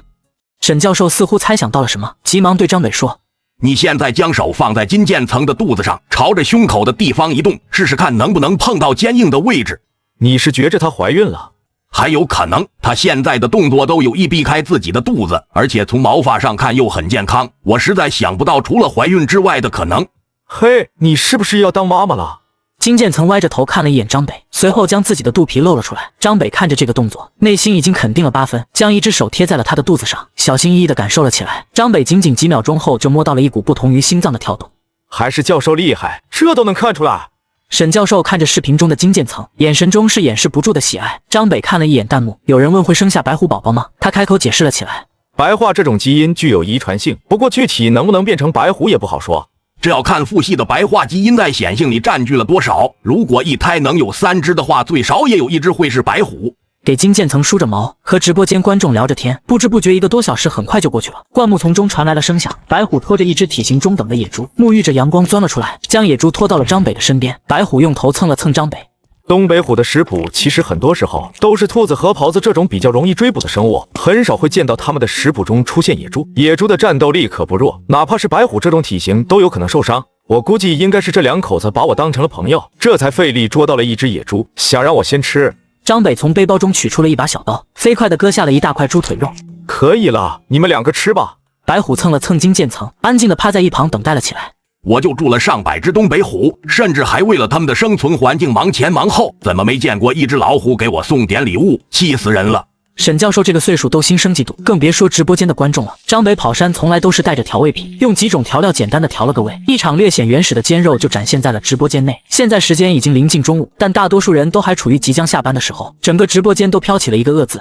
我想去你那玩2天，你能带我跑1次山吗？可以啊，随时欢迎。沈教授愣了一下，看着胡主任脸上的笑容，顿时反应了过来。跑山放屁，他就是想要近距离看看白虎。小亮啊，给我也订个机票，我也很久都没到长白山去转转了。沈教授也要去找张北，不想被胡主任一口拒绝。不行，医生不让你到处走。医生那边我去解释，长白山温度也回暖了，我过去没问题。你和医生说，他同意我就让你去。沈教授飞快地拿出手机拨通了电话。足足过去了10多分钟，沈教授这才走了回来。医生那边已经同意了，给我订票。你怎么说的？那你就别管了，赶紧订票。胡主任虽然有些疑惑，但还是飞快地给沈教授也订好了机票。小北，我这个老头子去你那唠叨几天没事吧？随时欢迎。我对于生物学了解的并不算多，能让沈教授住在家里，那不比自己查阅资料要省心？多少人想要跟着这种老教授学习都没有机会呢？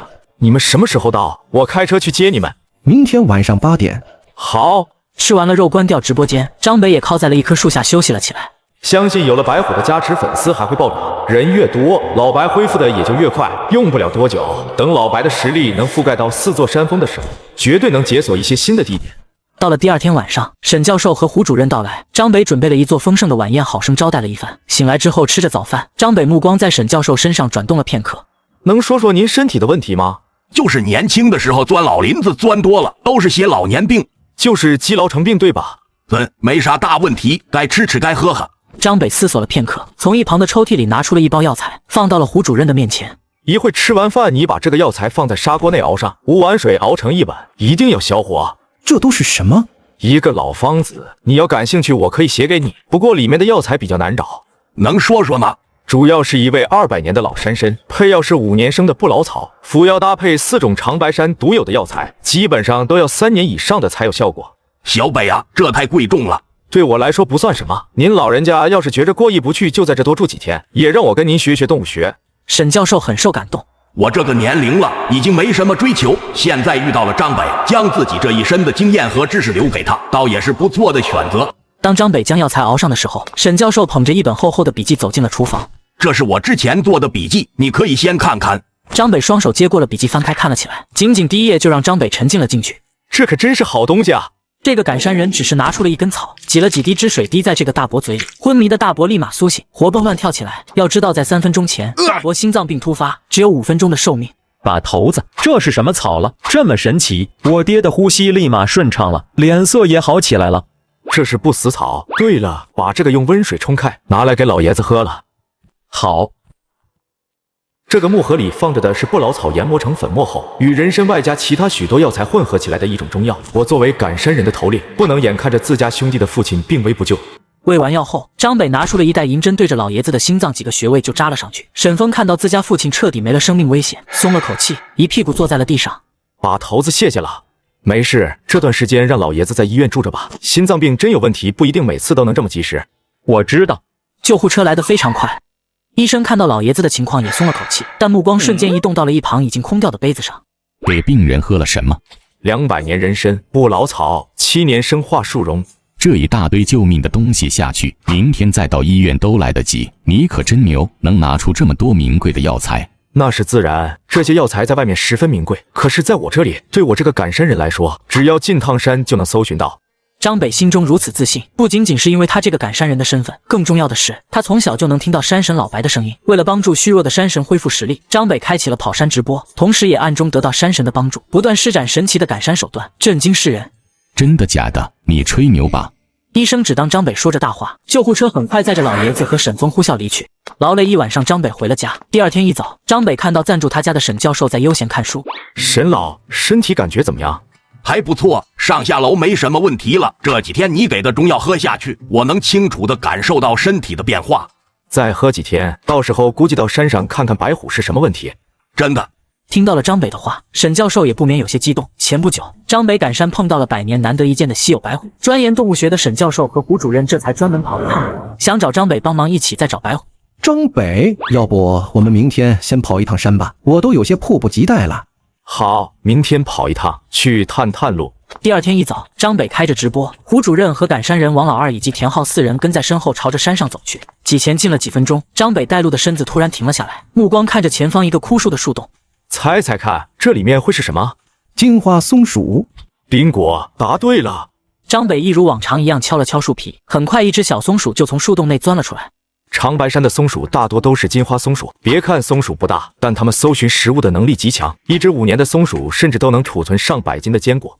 张北一只手捏住松鼠，将它从树洞中提了出来，另一只手在树洞中掏了片刻，很快就抓出来了一大把栗子。长这么胖没被吃也真是个奇迹了。你到底干了多少抢人粮食的事？胡主任说完，也咬开了一个栗子塞进了嘴里。两个科普人士一前一后的朝着山腰的位置赶去。你看那是不是棒槌？你这视力挺好啊。那当然。张北脚步飞快地凑近了这个棒槌，仔细观察了片刻之后，叹了口气：可惜了。你仔细看，这是个无皮叶，但有2个叶子已经有些枯黄了。这种情况就是棒槌在生长的过程中遭受了外界的刺激，最终产生了损伤，变成了残次品。你来。行，我试试。几分钟后，一个歪歪扭扭的鳞下身就彻底暴露在了直播间之中。仔细看，上面的这一大块应该是被虫子咬过，但植物的顽强让它活了下来。胡主任仔细看了看叶子，啧啧称奇。这种东西书本上没有，若不是我这次来到了长白山，根本不可能了解到。越发感觉这一次真是来值了。装起来吧，这也是你作为跑山人第一份收获了。等到一把栗子吃的差不多，张北也终于发现了自己今天的第一份收获。以前怎么就没发现？这片子林子棒槌还不少。哪儿呢？在哪儿呢？就是这个。我读书多，你骗不了我。人参的叶子功效虽然比不上人参，但对身体的好处也不少。你仔细看草茎上的齿痕，显然是被兔子吃的。胡主任这才仔细观察了起来，顺便还拿着手机中的照片进行比对。张北也趁着这个时间回答了一下直播间稀奇古怪的问题。秃了的人参吃了不会掉头发吗？这种自己都保护不好的人参吃了会影响智商吗？我吃了这个人参会不会被人啃头发？放心，只是没了叶子不会对头发有任何的影响。至于智商，你能问出来这个问题，智商就不是人参能补救的了。张北回答完了问题，胡主任也终于将照片对比完。张北随后将这个鳞下身完整的挖了出来，看起来不小，是个泡酒的好材料。说完这话，胡主任脸色顿时僵硬了一瞬间，脸皮瞬间通红。他费了好大的力气才挖出一颗人参，只不过顺嘴说了一句话，直播间的观众们全都炸开了锅，发出了男人们都懂得的笑声，而他脸皮臊得彻底红透，整个人都社会性死亡了。真是一群沙雕网友啊，看热闹不嫌事。哥们，你算是彻底完蛋了。只见直播间观众听到胡主任要拿人参泡酒喝，飞快的在直播间猜测起了原因，什么胡主任不行了，什么胡主任喝多了之后跳钢管舞，各种各样的版本飞快的蔓延了起来。靠！我只是顺嘴说了一句话，我是个正常男人，容不得你们污蔑我的名声。嘿嘿，那你跟直播间观众说去吧，看他们信你不？我靠！胡主任郁闷之余，接下来赶路的动作也快上了不少。一行人飞快地穿梭过了一个老林子，张北凝视着眼前的一片空地，拍了拍胡主任的肩膀：“应该认识吧？”黄芪，没错。北芪即黄芪，又名黄芪，属蔷薇木豆科黄芪属多年生草本。别的介绍了你们也不愿意听，就说说这东西的功效。黄芪主要治疗气虚，常与人参、白术、茯苓、山药等配伍治疗脾虚泄泻。胡主任的知识储备是真的强，只要提出了一种植物，很快就能找到出处。这种能力也只有阅读了大量的书籍才能做到，哪怕是我也只有对自己熟悉的药材才勉强能做到这种地步。别愣着了，赶紧去啊！听见了张北的话，王老二飞快地抽出了一个麻袋，走向了这一片黄芪。张北看着两人已经走了过去，扭头面对着直播间讲述起了黄芪的市场。长白山黄芪分为养殖和野生2种，市场上养殖的黄芪价格1斤大概在400元左右，而野生的黄芪价格是养殖的3倍，1斤能达到1000到1200。不过这是指晒干之后的价格，如果我们单纯的收购价，基本上只有300左右。听到了张北的介绍，直播间顿时兴奋了起来，一旁的胡主任也被这个价格惊到了。一下午就能赚3000，看着容易，实际上这种窝子2年才能收一次。听到这个解释，胡主任这才平复了心情。是。胡主任犹豫了片刻，还是接过了铲子，跟着张北一起走向了一大片的黄芪。挖着黄芪的同时，张北也有心思和老白聊上几句。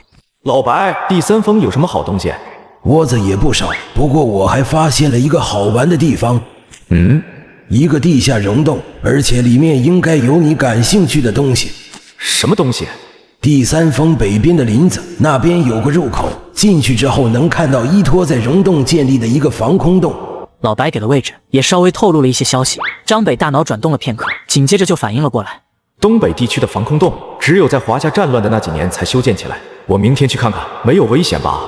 没事，死火山，而且防空洞很坚固。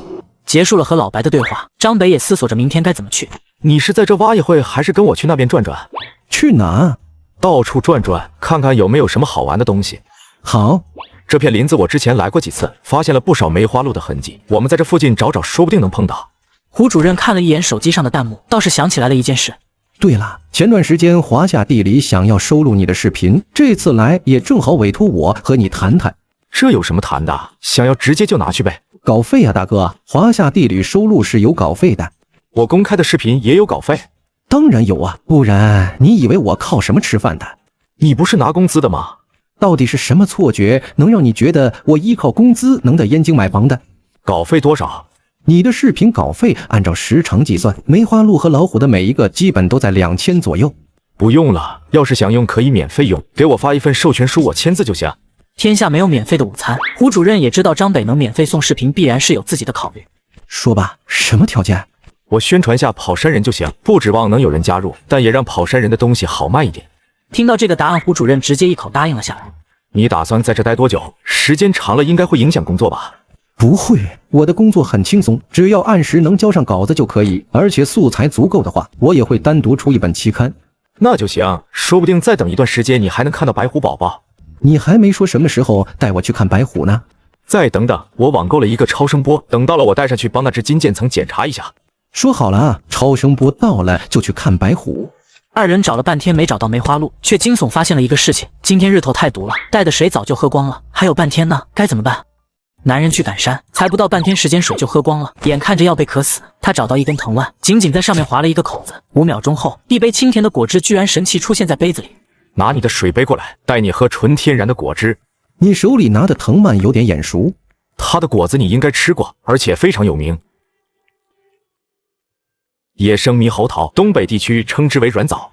我说是什么纯天然果汁呢？既然你知道，介绍一下。舒爽啊！这种植物是野生猕猴桃软枣属的一种，果实和红枣差不了多少，不过整体呈现着绿色。而且最特殊的地方是在冬天的时候，这种植物会将自己藤蔓中的液体全都缩回到根部，只留下很少的一部分过冬。到了春天，液体又会重新顺着根部流向藤蔓，很多靠山吃饭的人都会用这种藤蔓解渴。而且这种液体味道带着些许甜味，有些类似于甘蔗的味道。给胡主任解决了喝水的问题，张北目光在周围的草地上巡视，很快就找到了梅花鹿的踪迹。看那边的灌木丛被啃食得这么严重，这里应该很接近梅花鹿的栖息地了。胡主任的目光也移动到了张北所指的位置，一个灌木丛上的叶子七零八落，从齿痕上看显然是被鹿科生物啃食的。凭你的经验，你觉得往哪个方向走能找到？南边。你是怎么知道的？先说说你的。这种灌木丛是1年生的草本植物，而且是成片生的，但从周围的程度来看，越向南方越少。结合梅花鹿的事情就能判断出来。张北点了点头，将摄像头对准了灌木丛下的一处脚印。梅花鹿通常都是在上午进食，而这个脚印的新鲜程度显然是下午才留下来的。这个方向就是它回到栖息地的位置。既然有了方向，两人也飞快地朝着南方前进，很快就找到了这群梅花鹿的栖息地，有6、7只左右。张北身上有山神的气息，他缓慢伸出了一只手，揉了揉梅花鹿的身子。慢点走，不要让它感觉到危险。胡主任点了点头，举着摄像机从灌木丛中走了出来。放心吧，它能让你靠近就不会跑了。胡主任眼睛都冒着光，一只手小心翼翼地放在了梅花鹿的肚子边揉了一下。直播间在看到胡主任也揉到了梅花鹿后，压抑了许久的羡慕嫉妒再次喷涌而出。顺着毛梳，别太用力。胡主任乐呵呵地接过了刷子，给自己身旁的梅花鹿刷起了毛。张北玩了一会头鹿的耳朵，看了一眼现在的时间，走吧，准备下山了。下次再来看你，我走了啊。等两人回到窝子的时候，王老二和田浩已经坐在一棵树下休息了起来。挖了多少？10斤多点。我15斤，能背得动。把头子放心，我心里有数。那就下山，明天你俩要是愿意就接着来，我就不参与了。行，那我明天带着他再跑一趟。这片黄芪是个大窝子，哪怕去掉了一些小的不能挖，剩下的也足够我们再跑2天了。第二天吃过早餐后，张北看着胡主任发出了邀请。我今天去找个地方，你还要不要来？跑山？不是跑山，是有人发现了一个地下溶洞，我打算过去看看。一起。张北根据山神老白的提示，终于在半个小时后接近了山崖。张北调整了一下自己的摄像头，开启了直播。大家早上好，我是长白山跑山人张北，今天依旧是和著名博主胡主任一起直播。我得到了一个消息，这个位置可能有地下溶洞。今天我们不跑山，来见识一下天然形成的溶洞是什么样子。地下溶洞的形成很复杂，不过长白山这片区域大多都是活火山变成死火山之后，热量逸散出来，经过时间的推移，最终变成了溶洞。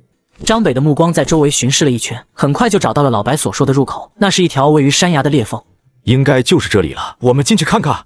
两个人在这种恐怖的气氛里缓步朝着前面走去，通道也越来越狭窄。突然间，张北眼角的余光扫到了什么东西，整个人都惊出了一身冷汗。卧槽！别蹦了，一起过去。你到底看见了什么？张北将灯光聚集到了自己看见的东西上，对着胡主任努了努嘴。这应该是武士刀吧？对，是武士刀。这么说的话，这里面说不定……先进去看看吧。如果真的有，那你去联系。好。若真的是那段时间留下来的证据，今天的事情就不是我能处理的了，必须要具有文物保护经验的人将东西保护起来。越来越多的人聚集到了直播间之内，短短片刻已经突破了25万人，朝着30万人进发。胡主任抽空倒是看了一眼手机上弹幕，顿时被一大片的嘉年华闪瞎了眼睛。张北，那个，你要不要看一眼直播间？听到了胡主任略带一丝犹豫的声音，张北也充满了疑惑，看了一眼手机。男人明明是个赶山人，今天却去山洞里直播神秘探险。当他发现了一柄日本武士刀的时候，直播间观众瞬间暴涨到了100万，礼物打赏不停。没过多久，他甚至都收到了奖状和锦旗。我去，怎么这么多的礼物？麻烦小心一点，如果有证据，尽量不要破坏。如果真有证据，还请主播一定要保护好现场。如果真有证据的话，我会保护好现场的，大家都放心吧。没想到直播间能把这群人都吸引过来。我原本只以为老白是在防空洞发现了什么遗留的文物和金条，但自从那个武士刀出现之后，这才察觉到事情不对。喂，老白，这里面到底都是什么？就是当初留下的一些装备，还有一些乱七八糟的笔记。听到这话，张北顿时感觉一阵头大。我要是早知道是这些玩意，绝对不会开着直播进来，直接偷偷溜进来确定一下都有什么东西，直接上交多省心。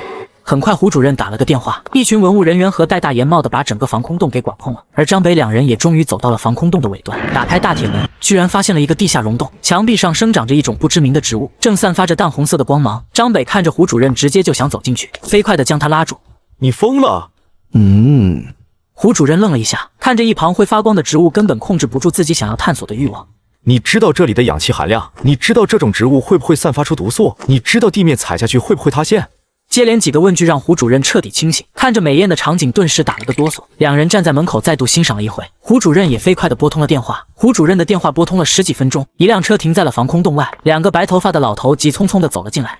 你们两位怎么来了？你说什么新植物在哪呢？谁发现的？做没做保护措施？不是我发现的，是张北，他说这里有地下溶洞，带着我来的。之前那些文物也是他找到的。不错，感谢你为了科研事业做的贡献。植物在哪？就在那里，不过不确定空气环境和墙壁结构，需要专业仪器检测。两个老教授看了一眼墙壁上生长的植物，面色瞬间严肃了起来。联系极大，让他们送仪器过来。胡主任点了点头，飞快掏出了电话联系着负责人。等到一切事情都处理完，已经是1个小时之后了。两人走出了防空洞，朝着远处的一个林子里走了进去。你这次估计锦旗和奖金能拿到手软。首先就是华夏的博物馆，奖金和锦旗肯定是不能少的。然后华夏地理和植物院也会对你做出嘉奖。最后这些文物证据也会分别送到不同的地方，这些博物馆也同样会对你嘉奖。这么一算下来，我最少也有7、8个锦旗和奖金，也算是一个3好青年，为社会做出了大贡献了。张北和胡主任随后钻进了一个老林子，他仔细观察了一下周围的环境，和自己的记忆对比了一下。走，今天中午烤你吃。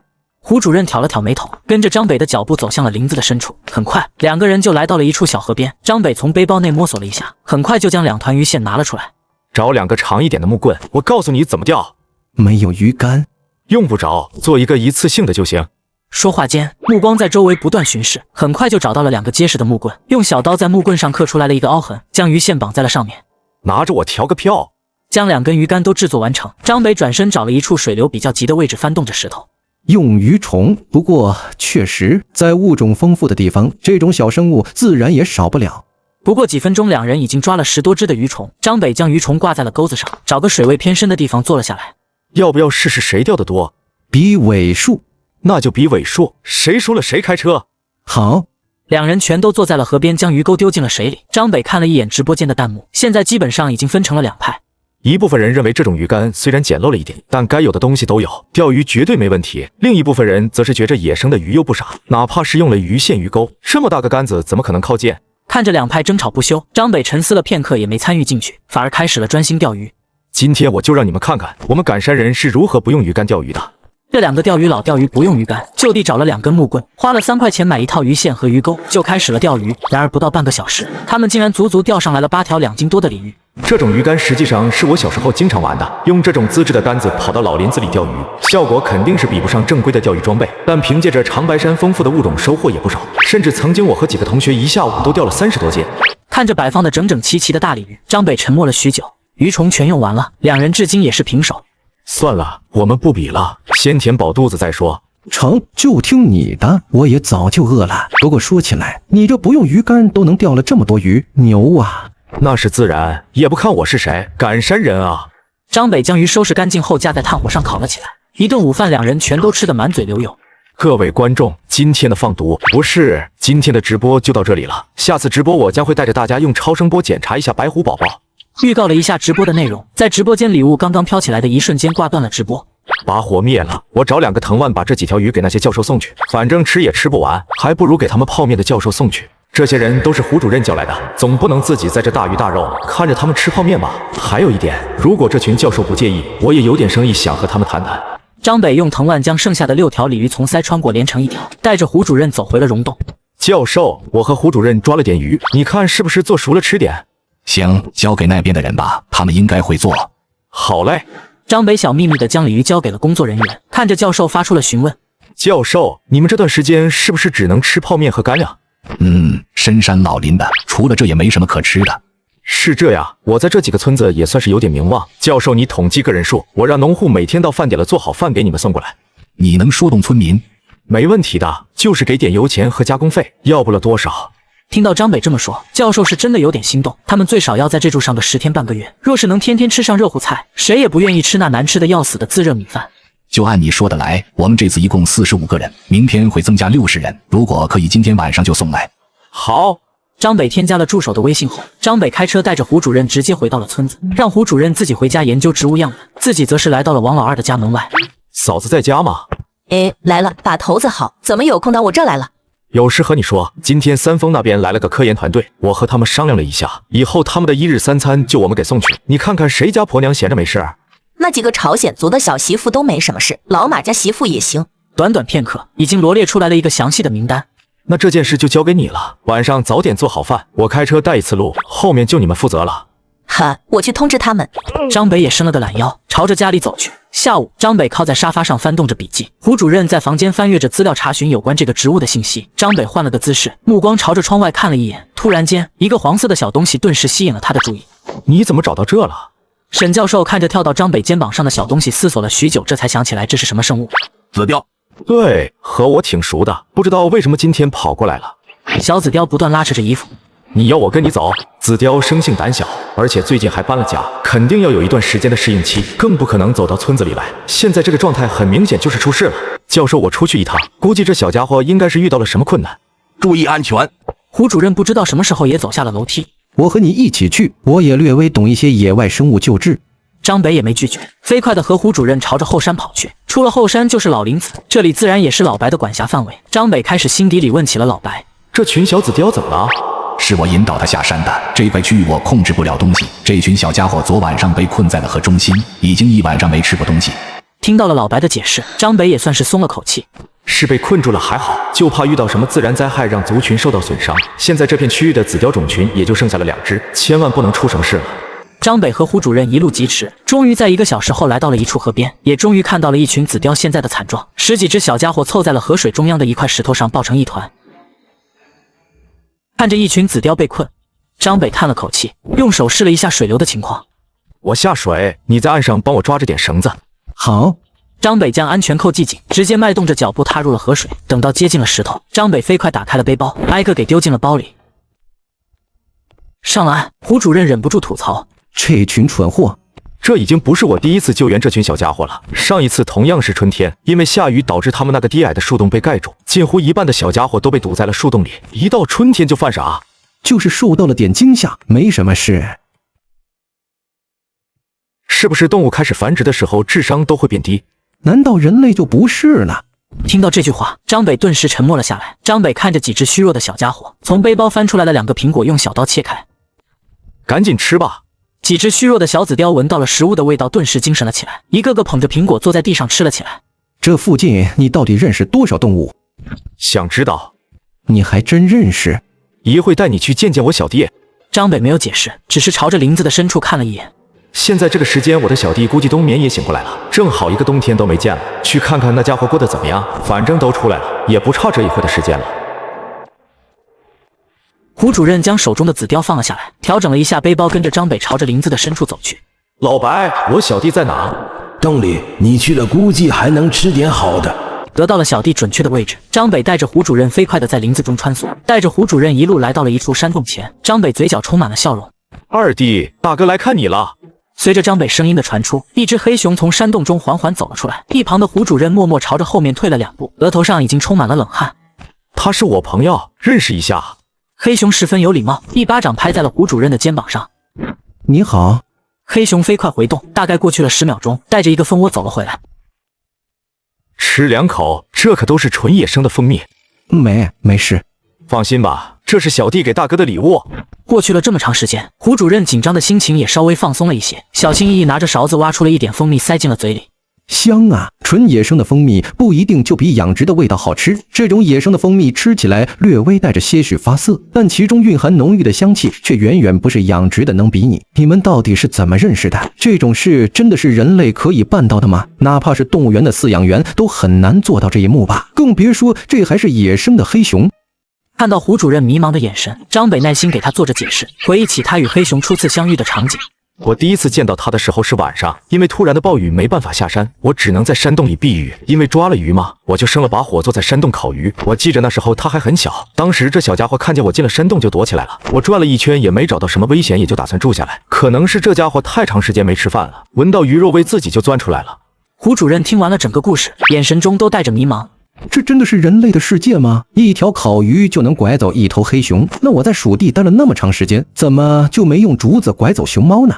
享用了小弟贡献的蜂蜜，张北舒舒服服地在黑熊的身上靠着。今天吃了我小弟的蜂蜜，下次来得送2条烤鱼。你觉着你要是不来，我敢见他？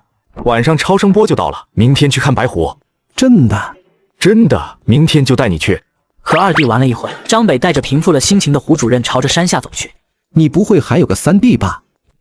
有。还真有。当然，不过不在长白山。你要是感兴趣，过段时间我可以带你去看看。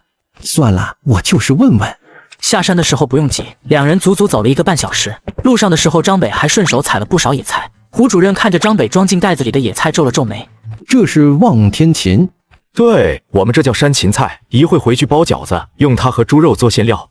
听到张北的话，胡主任顿时咽了下口水。山芹菜我只吃过养殖的，还是学校的农学院自己种的。上次吃都是2年前的事了，那种鲜美的味道，至今都让我念念不忘。走吧，回去收拾一下就可以包饺子了。胡主任接连点头，跟着张北飞快地朝着山下走去。回到家后，将饺子包好。张北发出了提议：沈教授、胡主任今天不在家吃，带着饺子去个地方。长白山第8峰岔路口，向北开 1.3公里，左转行驶7公里，再从一片苞米地的南边小路过去，走15分钟。听着这一大串的地名，胡主任眼神中充满了迷茫，拿着手机想要定位到张北所说的位置。地图上找不到，去了你就知道了。走，先去买只鸡。从一户人家里买来了一只活鸡，足足开了接近2个小时，这才来到了一片林子外。这是人工林？对，人工林。走吧，看看你小子玩的什么花花肠子。大概走了10几分钟，一个用篱笆墙围起来的院子就出现在了视线中。院子中，一个男人正挥舞着斧子劈柴。李叔，我来看你了。哟，小北来了。这位是京城的沈教授，主要研究的是大型动物。这位就是胡主任，你上次还说想看看来着呢。男人打了个招呼，招呼着几个人走进了屋子里。李叔全名李志全，是这片林子的护林员，已经在这地方待了快10年了。趁着李叔去做饭，张北开了话题口子。李叔10年前大学毕业，发生了些事，他就回来守着这片林子了。看着沈教授也投过来好奇的目光，张北沉默了片刻之后，也说起了那件往事。那时候这片林子刚建立起来不长时间，长白山一带偷墓的人极多，他父亲是这里的老护林员。那天晚上因为阻止偷墓的人摔下了山崖。护林员这个职业极其辛苦，但却是生态保护中极为重要的一环，尤其像是李叔这种只能自己守着林子。我回去之后会写一篇有关护林员的文，尽量让更多人了解到。足够了。不过10几分钟，李叔就将鸡肉和饺子都搬上了桌子。小北这次来是为了教授，还麻烦李叔了。行了，先吃饭，吃完饭我看看。吃完饭，简单将桌子收拾了一下，李叔将一个腕枕放在了桌子上。先把个脉，我看看情况。李叔询问了沈教授几个问题之后，拿出了一副银针。小北给你吃个这种药，确实能调理身体，但这种药太补，必须搭配针灸让经络活动起来，将药力彻底吸收。当然知道这个问题。这种药就是我喝上3天都要天天流鼻血，沈教授的身体不可能承受得住这么补的东西。这也是我带沈教授来的原因。我只学了急救方面的针灸，对于怎么梳理经络根本一窍不通。我写个药方，这种补药这段时间暂时就先别喝了。张北连忙点头，告别李叔后，第二天一早，张北开车带着一个便携式的超声波仪器便和胡主任出发，抵达山洞口。大白，我来看你们了。很快，一惊一白就并肩从山洞中走了出来。张北从背包中拎出来了2个公鸡，随后将一个小梳子递给了胡主任，自己凑到了金渐层的身边。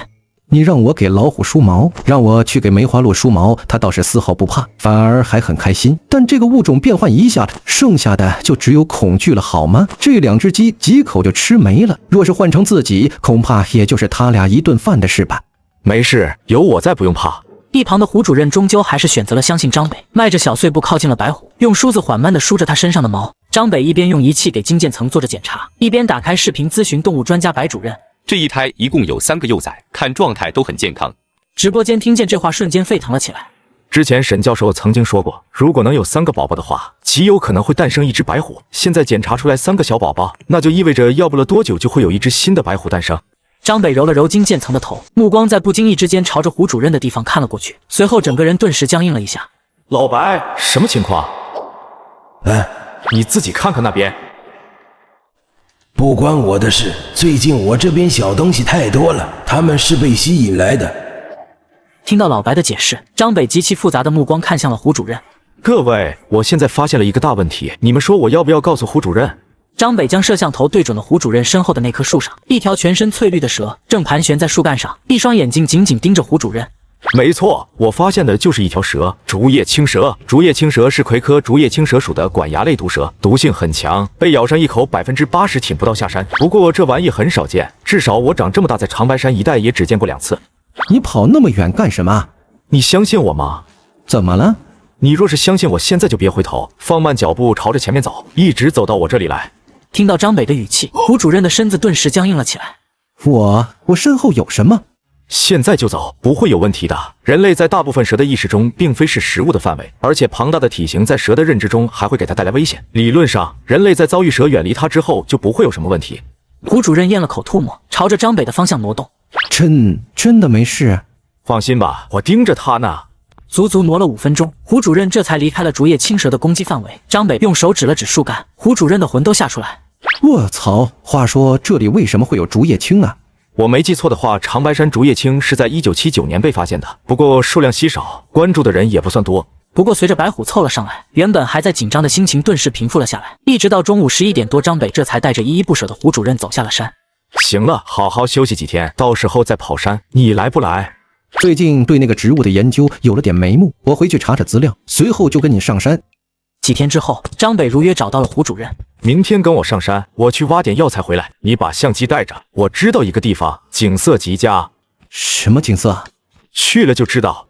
沉思了片刻之后，胡主任终究只能将研究暂时放下。几点？6点8，距离不远，不用起得太早。第二天，张北开着车带着胡主任一路朝着第2峰驶去。胡主任打了个哈欠，眼神中充满了憔悴。你昨晚干什么了？还不是那个植物，我查到了一些线索，研究到凌晨2点。你先睡会吧，等到地方我叫你。好。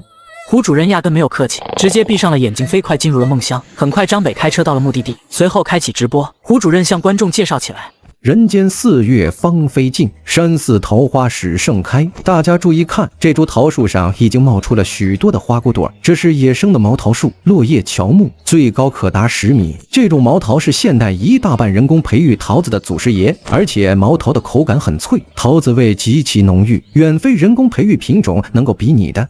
对于跑山人来说，秋天是我们在山上时间最长的时间，有些林子距水源很远，这种时候毛桃就是我们获取水分的来源。通常来说，一棵树都会结很多小桃子，好山人上山遇到了都会在背包里面塞上5、6个。科普了毛桃，张北也扭头看着胡主任。第2峰上果树很多，你既然都开口了，我们遇到了就介绍一下。2人还没走上10分钟，就再度发现了一个新的果树。这是蔷薇科梨属的秋子梨，也就是我们俗称的山梨，分布在东北、华北、西北地区，还有很多地区称这种梨为花盖梨，这是因为它的果实顶部斑斑点点，才有了这个叫法。喜欢吃酸的朋友们可以买点尝尝，味道还是很不错的。不过花盖梨最大的用法可不是直接吃，用花盖梨制作成梨膏，放在冰箱，通常换季咳嗽或者是天气干燥的时候吃点效果极好。秋子梨对于感冒咳嗽、肠炎都有良好的治疗效果，东北地区很多人家里都是常备。张北点了点头，摘下了几片叶子。花盖梨的叶子也有治疗感冒的效果，不过大多都是和梨一起服用，而且在东北，很多人在秋天都会储藏一部分花盖梨，等冬天的时候就成了冻梨，味道极美。介绍完梨树，两人再度前行，而一群观众已经有不少人打开了网购平台，刚刚爬上了一个小坡，张北突然转过头看向了胡主任。你知道在东北一般感冒的食疗都吃什么吗？草莓、橙子、牛肉。一个接一个的食物名称让张北接连摇头，见到胡主任实在是猜不到，张北这才慢悠悠地讲述了起来。在东北，每一个孩子都信奉一位神明，他就是黄桃罐头神。黄桃罐头堪称是东北人的生命之药，一瓶黄桃罐头承载了整个东北人的童年。你们对黄桃罐头真就这么热爱？东北人通常在干仗前，通常会用水果威胁对方。没有你好果子吃，这句话的好果子说的就是黄桃罐头，能触及东北爷们底线，需要用一场斗殴来捍卫的果子。黄桃罐头是水果罐头里的罗曼尼康帝，但却不是因为价格。水果罐头里只有黄桃能产生低筋的奇妙效果，高饱和度的砂糖水顺着黄桃的洞体滴答滑落，没有一个北方人能拒绝这种富贵。再强大的东北人都会在黄桃罐头面前卸下所有的伪装，变成一个孩子。停顿了片刻，张北饶有兴致地给直播间的观众提出了一个建议。如果你想追一个东北女孩子，那就送她黄桃罐头，相信我，成功率会高上无数倍。如果要自己制作罐头的话，一定要注意卫生的问题。罐头因为要密封保存，如果卫生不达标，会滋生极多的细菌。最后密封性一定要做好，不然要不了多久就会变质。跟观众解释了一下制作黄桃罐头的重点，张北这才加快了些许脚步，和胡主任朝着山顶前进。这时胡主任突然拉住了想要接着前进的张北，指着一棵桦树：“那是不是桦树榕？”“没错，是榕。”这高度，凭借着我的身高是怎么也不可能够到的。张北看着胡主任颇有失望的眼神，从背包拿出来了一个装备。这是跑山人采榕用的东西，很多桦树榕都长在很高的地方，不可能摘一个桦树榕就爬一棵树。胡主任将铁管延长到了2米，凭借着自己超强的视力，仅仅用了1分钟就将桦树榕完整的取了下来。好东西啊，这东西用处很多，这么大一块的，若是炒菜用作调味品都能用好久。而且我家里也有老人，平常吃点也能对糖尿病有着极好的预防作用。张北看了一眼已经枯萎的白桦树，也开始了新一轮的科普。通常来说，一个桦树榕最高生长年份都在15年到20年。桦树榕是吸收白桦树的营养壮大自身，若是小一点的桦树，大概5年左右就会枯萎。那些超过20年的桦树榕极为少见，哪怕是我跑山这么多年，也只遇到过一个50年的。随后二人继续进山，太阳挂在了最中央。张北带着一脸惨白的胡主任登上了山顶。累了，太远了，这已经是我1个礼拜的运动量了。张北拍了拍胡主任的肩膀，扭着他的头看向了远处的山谷，入眼一片粉红色将整个山谷覆盖。张北同时也将摄像头对准了这片美景。卧槽，好美！映山红叶上一片落花纷，盼醉同折花解笑，露桃羞暖杏花出。这是映山红。曾经这里被偷墓的人砍伐一空，后来有几个跑山人就从别的地方移植了不少映山红，这么多年下来已经形成了一片。听到张北的解释，胡主任再次看向这片花海的时候，目光中不再是淡淡的欣赏，还多了一丝尊敬。老白，你的鼻毛今年格外的旺盛啊。没错，张北一直都觉着这地方就是老白的鼻毛。小兔崽子，我他妈没有鼻毛。你在这拍照，我要到那边采点肾精茶。去吧去吧。胡主任头都没回，张北犹豫了片刻之后，将手机塞到胡主任手里。采肾精茶就不带你们去了，跟着胡主任好好欣赏吧。就在直播间热火如潮的时候，张北已经走到了一个山崖的下面，直接从背包中抽出来了攀岩绳，系在了腰间。老白，帮我注意点，我要是摔下去了，你就等着饿死吧。你放心，就算是你老死了，我也能活着。一人一神的配合下，不过张北顺利来到了山崖的中间位置，将攀岩绳固定好，这才开始采集。足足过去了1个多小时，张北才拎着背包走了回来。搞定了，差不多够喝2个月了。这东西没有养殖的吗？存活率太低了，肾精茶必须要在海拔1000米位置的山崖才有，想要大规模种植根本不可能。听到张北的解释，胡主任也叹了口气。这东西的效果是真的好，这几天我基本上都是喝着这东西。思索了片刻之后，胡主任感觉自己不能就这么放弃。等秋天有种子了，给我留点，我带回去找几个研究生看看能不能培育出来。没问题，一些种子而已，这东西秋天跑山的时候随手就能抓一大把。更何况，若是胡主任真能将肾精茶培育出来，等到冬天的时候，我还能喝上新鲜的。胡主任加油，一定要成功培育啊！狗主播不卖，胡主任一定要培育成功。不是我不卖，这东西我基本上都是留着自己喝的。不过你们真心想买，那就今天晚上吧，到时候我会拿出一部分的肾精茶出来卖。至于价格，通常来说，肾精茶在长白山市场的价格都是1500一公斤，具体卖多少晚上我会定下来的。听到了张北的直播预告，整个直播间都充满了沸腾。你准备卖货？你看看弹幕，我要是再不卖出去点，这群人能杀到我家里，你信不信？胡主任看着全都是怨念的弹幕，顿时打了个哆嗦。卖点好，还是卖点好。下午的时间，张北基本上都是在联系跑山人，争取凑够这次直播的货。吃过了一顿晚饭，张北在客厅开始卖货。大家晚上好，我下午找了几个跑山人，一共拿到了20公斤的肾精茶，每份50克。听到张北的准备，原本的欢呼声瞬间变成了哀嚎。20公斤分开只有400份，直播间却足足有着20多万人。这是林下参，都是10年生的，拿回家熬汤或者是炖肉的时候可以放进去，统一价格150，一共10单。胡主任坐在张北的旁边管理着后台。倒计时3、2、1，随着一声落下，人参瞬间秒没。我吐了，你们单身多少年？我特么真服了，我用筋膜枪都没抢过你们，开挂都没打过。张北也没让直播间的观众等太久，直接将第2件物品搬了出来。不老草，我只准备了20份，每份250克，价格70元。倒计时3、2、1，再次秒空。张北的直播间也终于进入到了正题。接下来就是最后一件商品肾精茶了，这次400单，每个人限购1单。这次肾精茶不是我的东西，价格可能要比市场上稍微贵上一点，每50克需要85元。3、2、1，声音还没等落下，400份肾精茶在短短1秒钟内直接变成了灰色。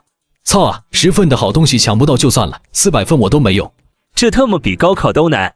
哈哈哈！我抢到了，我抢到了！看着满屏幕都是再来20公斤的要求，张北顿时翻了个白眼。这东西采集十分麻烦，你们也看见了，想要多采集一些，只能爬到山崖上。过几天我让跑山人上山的时候多摘点，从供应市场的那一部分里拿出来放在直播间。接下来我挑一些问题回答一下，有什么想问的抓紧时间。回答了半个小时的问题，张北默默给自己倒了一杯参茶。今天就到这里吧，明天会给大家展示一下跑山人是怎么处理手中的人参，下午会带大家到市场上转转。简单解释了一下明天的直播预告，张北飞快地挂断了直播。他最近手中的林下参和人参又积累了不少，确实需要进行干制。胡主任看着张北拿出来2大箱子药材，眉头都跳动了2下。你这一堆加起来得多少钱？1线城市买套房没什么问题。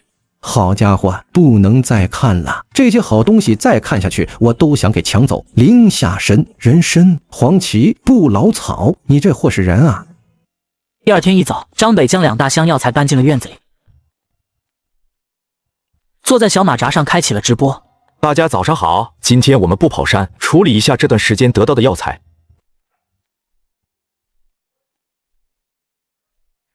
肾精茶比较容易处理，清洗干净之后放在托盘就行。将简单的肾精茶处理完，接下来就是不老草。不老草不需要过于复杂的清洗，只要用刷子将泥土刷下来，用水冲一遍就可以。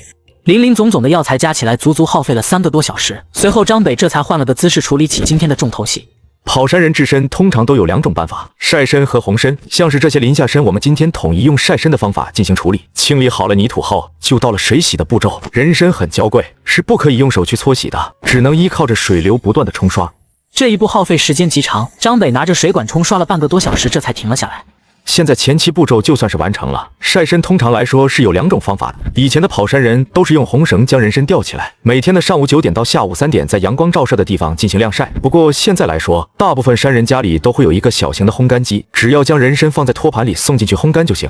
张北处理好了林下参，目光放在了最后的200年老参上。红参通常会挑选一些上等的人参，用水蒸汽蒸至半熟，这样能将人参大部分的精华都锁死在表皮内。这种上了年份的人参我是不会卖的，不过若你们真的想要，等今年秋天我从那些养殖户手中拿来一批，平时吃的这种养殖的绝对够了。停顿了片刻之后，张北也觉得自己有必要解释一下市场上那些红参的来历。其实市场上的那些红参一大半都是人工合成的，方法也很简单。大家都知道西洋参的个头大，而且品相还好，不过药用价值很低。很多不法商贩会将西洋参烘至半干，然后将西洋参放进林下参榨成的汁水里浸泡，失去了水分的西洋参会吸收林下参的汁水，等几天之后再用制作红参的办法制作西洋参，一个价值极高的红参就这么出现了。若是运气够好，甚至能制作出血参。上午直播就到这里了，我吃个午饭，下午会带大家逛一逛我们的农贸市场，说不定还能发现一些好东西。下午的时间，张北开车带着胡主任来到了农贸市场。老板，来2串蚕蛹。好嘞。老板飞快地从一旁的篮子里拿出了2串蚕蛹，放在了炉子上。而此时的直播间看着眼前的一幕，很多没见过这玩意的都感觉头皮发麻。这玩意真的能吃？这不是吃虫子吗？胡主任看着张北大口咬着蚕蛹，犹豫了片刻之后，还是闭上了眼睛，将一个蚕蛹塞进了嘴里。张北也趁着这个时间给直播间解释了起来。蚕蛹富含丰富的蛋白质和氨基酸，对体弱、老人还有生产的孕妇都是极佳的补品，能产生具有药理学活性的物质，可有效提高人体内白细胞水平，甚至经常吃还具有美容养颜的效果。胡主任在品尝了一串蚕蛹后，咂了咂嘴，扭头看向了烤串的老板：“再来10串，5串吧，一会还有别的。”那就5串。站在原地等了几分钟，两人这才接着朝着市场内部走去。张北很快就站在了一个摊位前，停下了脚步。你来还是我来？我来吧，这东西我认识。胡主任认真地给观众介绍了起来。这种植物是长白金莲花，又称之为山地金莲花，多年生草本，通常都是成片生长，而且这东西很容易养殖，同样是中药材的一种，具有治疗急性中耳炎、急性结膜炎、扁桃体炎及慢性淋巴管炎等作用。不过这种植物只有花可以用，很多民间在遇到划伤等情况，都会将它捣碎敷在患处，用于消炎。没错，这种金花对我们跑山人来说也很重要。通常如果在山上受伤了，第一时间会找这种东西先对伤口进行消炎。胡主任和张北在市场中转悠，将一个个摊位上的药材和植物介绍，一路走到了市场的深处。张北看着不远处一个2层小楼走了进去。哟，张把头怎么来了？来办证，田家那小子开始跑山了。身份证号给我。跑山人也要遵守法律，想要采摘那些野生的药材，必须要持有证件。不过张北作为把头子，和这边混得比较熟，田浩的证件一直也没急着办。行吧，登记好了。张北看着递上来的证件点了点头。最近应该没有人的证件过期吧？还没，等要过期了我给你打电话。和男人聊了一会，张北这才迈动着脚步走出了小楼，也顺便将证件给直播间展示了一下。这就是我们跑山人需要的证件了，有了这个才能去挖人参，不然几年免费的饭是绝对少不了。将田浩的证件放好，张北也吹着口哨走向了市场的最深处。张把头来点蘑菇不？蘑菇是什么时候的？去年的，都是真蘑。张北拿起来2个仔细看了看，确定都是去年秋天的好东西，这才拿着袋子装了起来。胡主任也凑了过来，拿起了一个晒干的真蘑给直播间讲解了起来。真蘑呈伞形，淡土黄色，老后棕褐色，盖顶中部有平伏或直立的小鳞片，老熟后净光滑，生长在针阔叶树的干基部，带根倒木及埋在土中的枝条上，7、8月份可采收。而通常来说，真蘑都是雨后第2天采摘下来的，口感最好。胡主任介绍的时间，张北也装了足足2斤多，痛快地付了款。张北的目光移动到另一边的男人身上。原本以为冬天才能看见，没想到你现在就拿出来卖了。家里有冷库，冻一点也不占什么地方。有花盖梨的吗？有，苹果梨、花盖梨我都准备了。张北飞快拿起了一个袋子装了起来，足足装了一大袋子，这才停下了动作。张北付完了款，也开始介绍了起来。东北冻梨通常都会用尖把酸、花盖梨、白梨这几种制作，冻上一段时间后，原本黄白色的梨就会因为腐坏变成了黑色，这种时候内部的结构已经被破坏掉，成了碎渣，但经过长时间的保存，内部的汁水和果肉已经变得非常甜。我看很多人尝试吃冻梨的方法都是错误的，在东北可不是将这东西拿出来切片的，而是先解冻，等到变软了之后咬一个小口，吸取里面的汁水。吃掉了一个冻梨，张北这才继续了科普。想要在家制作冻梨的其实也可以，去市场买一些已经熟透的花盖梨，洗干净之后放在冰箱冷冻4天左右，之后将梨取出来室温下放置8到12个小时，紧接着再进行冷冻，这次时间就是自己掌握了，基本上只要冷冻4天以上，等梨完全变成黑色就算是成功了。现在网购也很发达，若是想要急着吃的，也可以直接去买，不过一定要问清楚冻梨是什么品种的梨。从我这么长时间的体验来说，只有尖巴梨和花盖梨经过冷冻之后的味道是最好的。随着张北的讲解，直播间直接消失了上万人，全是被馋坏的。张北朝着一个隐蔽的角落走了进去。这东西很少见啊。是啊，若不是因为我带领着跑山人，恐怕也不会知道这地方还卖这种好东西。今天有多少？3块，都在这了。一共多少钱？把头子你要1克按50算，这一共300克。行，钱给你转过去了。张北拿着手机操作了几下，随后将摊位上的东西收了起来。走了，下个月再来。张北看着男人走远，也开始给迷茫的直播间讲解了起来。这东西我想很多人都听过，叫做牛黄。果然，张北说完这个东西是牛黄后，整个直播间都沸腾起来。卧槽，这玩意不是死贵的吗？这东西不是价值千金吗？牛黄是牛的屎吗？牛黄本质上就是在牛的体内产生类似于胆结石一样的东西，药用价值比较高。事实上，现在纯天然的牛黄基本上很少会见到了。张北将手中的一个小号的牛黄对准了摄像头。我手中这种就是属于人工的牛黄，不过这也是通过食物和一些中草药人为让黄牛体内生出结石，十分接近天然牛黄了。牛黄具有化痰、清热解毒、镇痛、抗心律失常、强心、降低血压、抗惊厥等作用。如果搭配其他药材，可治疗心律失常、癫痫、口舌生疮、牙龈肿痛、咽喉肿痛等病症。其实对于普通人来说，牛黄最大的作用就是平日里磨成粉泡水喝，可以治疗上火、便秘和牙龈出血。听到张北的科普，直播间顿时充满了兴趣。在哪能买到？感觉应该很贵吧？这是我能买得起的吗？现在牛黄是可以人工合成的，大型的药店基本上都有的卖，价格也不算太贵。牛黄这种东西尽量就别网购了，市场上假的太多，买的话还是要去正规的医院和药店购买。介绍完了牛黄，今天的市场基本上逛到这里也就差不多了。今天的直播就到这里了，我们下次再见。回去。回去收拾一下。教授的药也快吃完了，晚上吃饭前还要配出来。张北刚回到家，只见王老二就阴沉着脸色从远处走了过来。把头子，出事了！怎么了？到我家去看看吧，估计还是上次那群畜生。好。听到王老二说到这，张北就清楚了是什么意思。那群畜生不是长白山一带的人，具体来自哪里我也不清楚。不过这次老白恢复了不少，估计明天去山上就能知道具体的情况了。一路跟着王老二走进了院子，兽医正将绷带缠在梅花鹿的腿上。看到眼前这一幕，别说是张北了，就是胡主任眼睛中都冒着怒火。偷猎一直以来都是保护野生动物的难题，在高昂的价值面前，总会有人铤而走险。这种夹子是捕猎大型动物的，不是针对梅花鹿。为了大虫，不出意外应该是了。听到这话，胡主任直接摸出手机开始拨号。现在的长白山可不是那几只金渐层的问题，那可是还有一只几十年都没出现过的白化东北虎。我得打个电话，通知所有跑山人集合。好嘞。3个人全都在拨打着电话。胡主任这次是动了真火，这个电话直达燕京。小亮啊，又遇到什么东西了？有人要偷猎那头白化东北虎。简简单单一句话，差点没让电话那边的人原地爆炸。我需要人手和设备。说吧，需要我做什么？封锁长白山地带所有路口，一辆车都不能放过。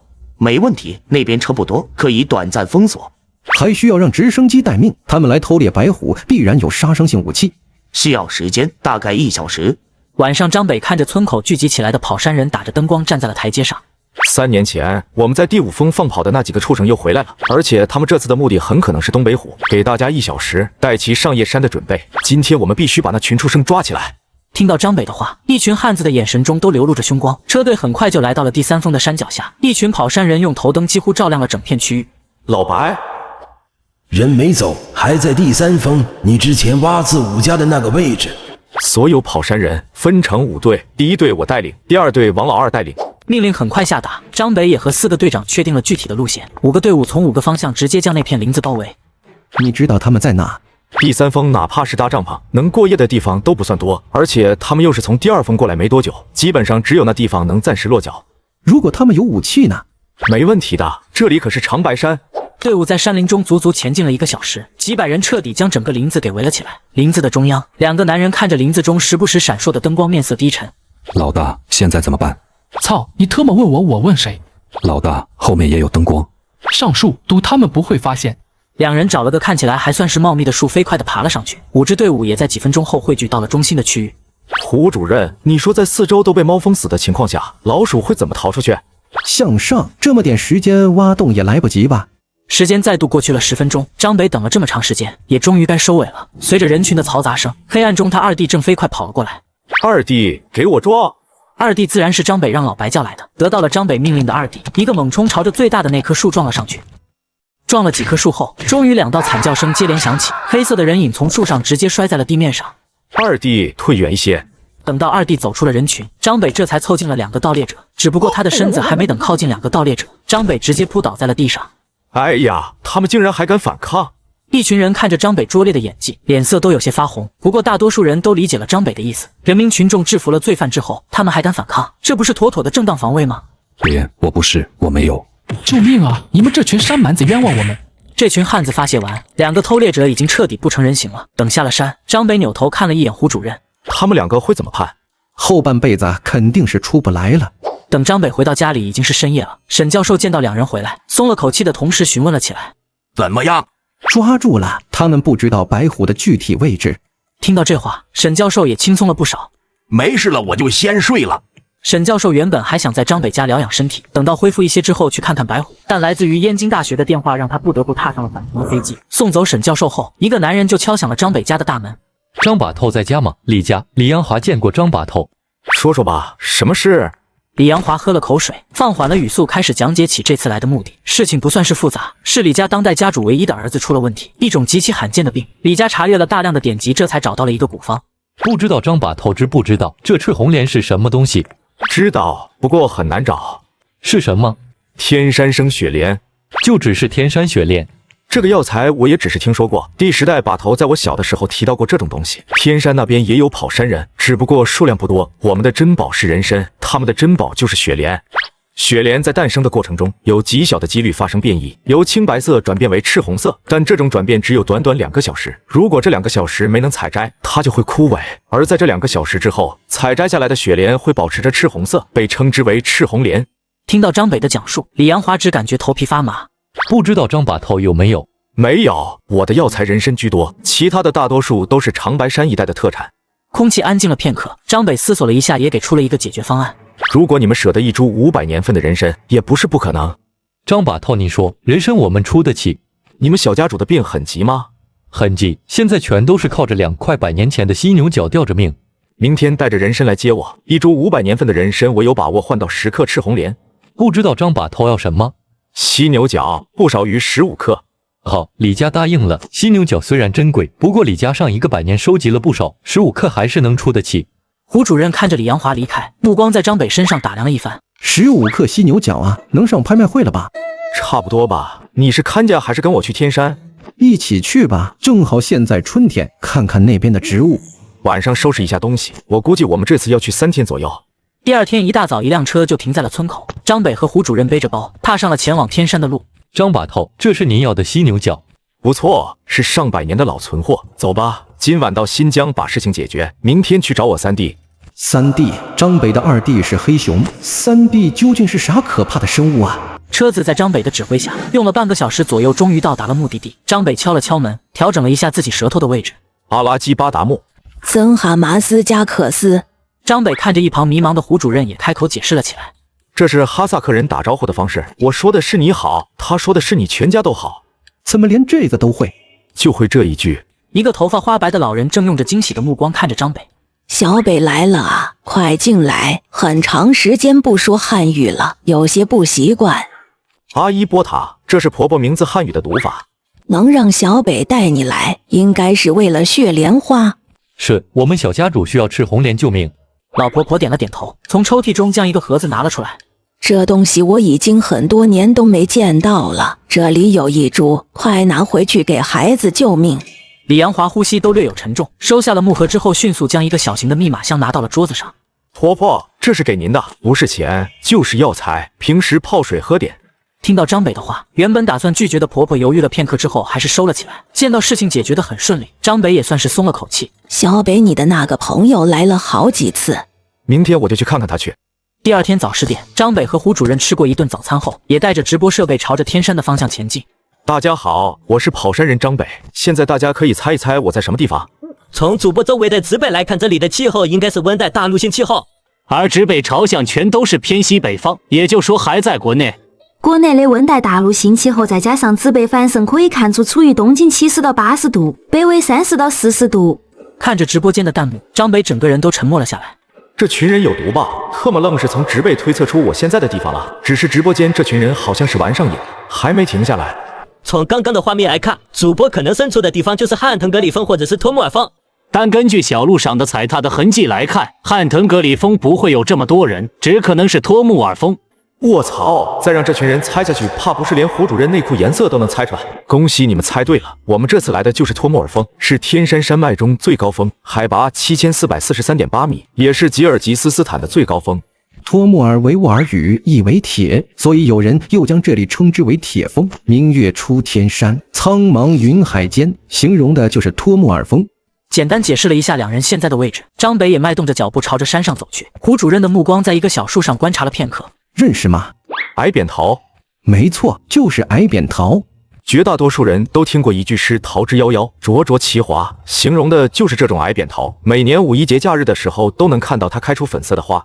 矮扁桃是灌木蔷薇科巴旦杏属的植物，和桃树不同，它一般来说只有2米左右的高度。矮扁桃是珍贵的古地中海第3纪中新式的结遗落叶林树种，有植物活化石之称。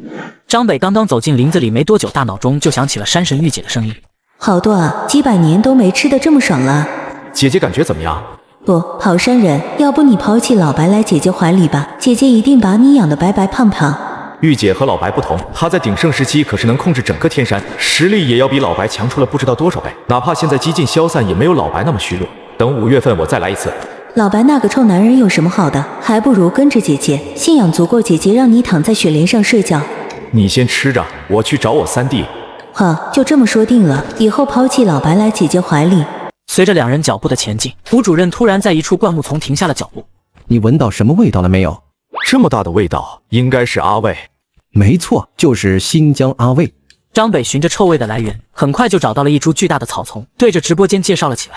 这东西叫做新疆阿魏，全株有强烈的葱蒜样臭味。具体介绍我们交给胡主任，我简单说一下它的价值。新疆阿魏所分泌的具有特殊葱蒜样臭味的油胶树脂，具有消积散脾、杀虫的功效，可用于治疗胃病、消化不良、虫疾腹痛等疾病。由于开荒、无节制的采挖及气候的变迁，野生新疆阿魏资源面积逐年萎缩，已被列为2级保护重要野生药材物种。新疆阿魏根也可用作阿魏树脂的代用品，内服同样有效。不过这东西的价值虽然不低，但这股浓烈的臭味实在是让人难以接受。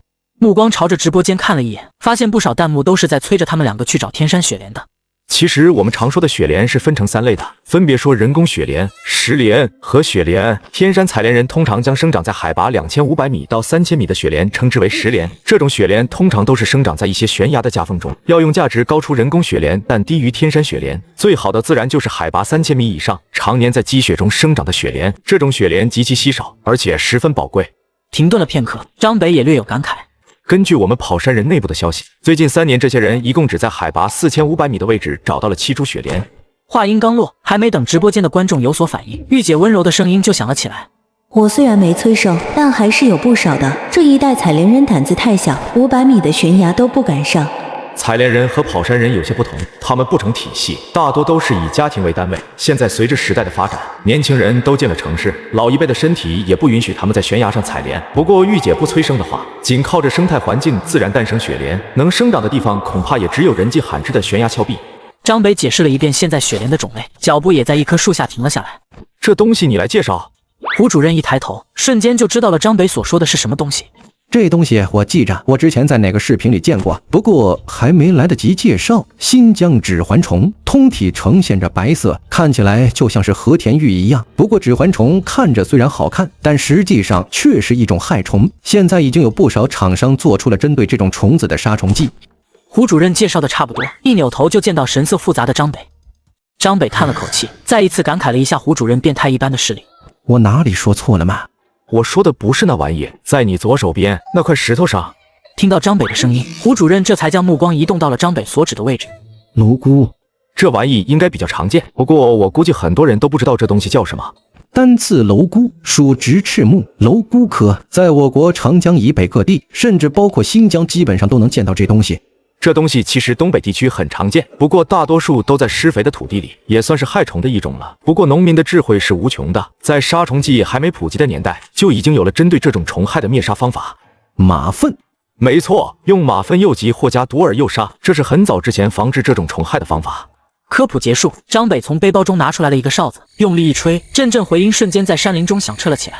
三弟。张北看着天空中飞跃而来的一个黑点，一只体型硕大的金雕就出现在了2人的视线中。金雕见到张北，立刻收拢了翅膀，一蹦一跳的来到张北面前。操啊，这是金雕啊！各位，这就是我家三弟了，他叫做傻柱，今年夏天就2岁了。快离远点，金雕不能靠这么近，会有病嘞，比如我就得了红眼病。除了脏话，我已经无话可说。好帅啊，好想有一只啊！金雕以突出的外观和敏捷有力的飞行而著名，成鸟的翼展平均超过2米，体长可达1米，腿爪上全部附有羽毛。就比如我家三弟，他翼展打开可达2.4米，基本上能带着一个孩子飞起来。不过还没等胡主任偷摸靠近，一只体型稍小一些的金雕同样落在了地面上，一双憨憨的眼睛好奇地打量着张北。哟，我家三弟都找媳妇了，胡主任，他们让不让你摸就看你努力了。张北将其中一块递给了胡主任，随后用小刀将羊肉切成条，喂给自己三弟，顺便回答了一下直播间的问题。养一只金雕，你想的倒是挺好。金雕是国家一级保护动物，养一只基本上未来10年你的作息就规律了起来。我是怎么认识他的？张北看了一眼脸上笑容逐渐猥琐的胡主任，开口讲述起了自己和三弟的遭遇。2年前的夏天，我来这边玩的时候，遇上了一只已经成年的金雕。通常来说，金雕一窝只有1到2只可以存活，在自然界中孵化之后虚弱的，在食物不是那么充足的情况下，大多都会被放弃。三弟也就是被放弃的那一个。不过那只成年金雕和人类接触的不少，恰好遇到我上山，也就将三弟交给我了。张北说的其实也是实话，不过只是省略了一部分而已。当初我来这边找玉姐的时候，玉姐告诉我有一只金雕今年生了好几只，不过食物不充足，有一只已经快要饿死了。在玉姐的帮助之下，我将三弟带到了身边，喂了一段时间，等到这家伙能开始捕食了之后，这才交给了那只成年金雕传授技能。金雕是一夫一妻制，通常在没有什么变故的情况下，这2只以后都会生活在一起，而且金雕的寿命在80年左右，可以说他们2个都能送胡主任走。胡主任在羊肉的帮助下，终于成功靠近了三弟的女朋友，伸出了一只手抚摸着她身上的羽毛。我一直都觉着动物本身就应该属于大自然，人类社会的发展的确让许多动物失去了家园。不过最好的保护方式不应该是将它们关在笼子里，而是设立合适的救助站。你有什么想法？我去年申请了一个管理基金，按照审批流程，估计下个月就可以拿到证件了。初步计划是先在天山、长白山和藏区建立，每个救助站都会雇一个兽医每天去检查。你这个基金是准备交给别人打理？我自己来，外人打理我不放心。既然这样，等你基金成立之后，我去邀请2个人，到时候你给个顾问的名头，聘请兽医也可以让他们帮忙。是谁？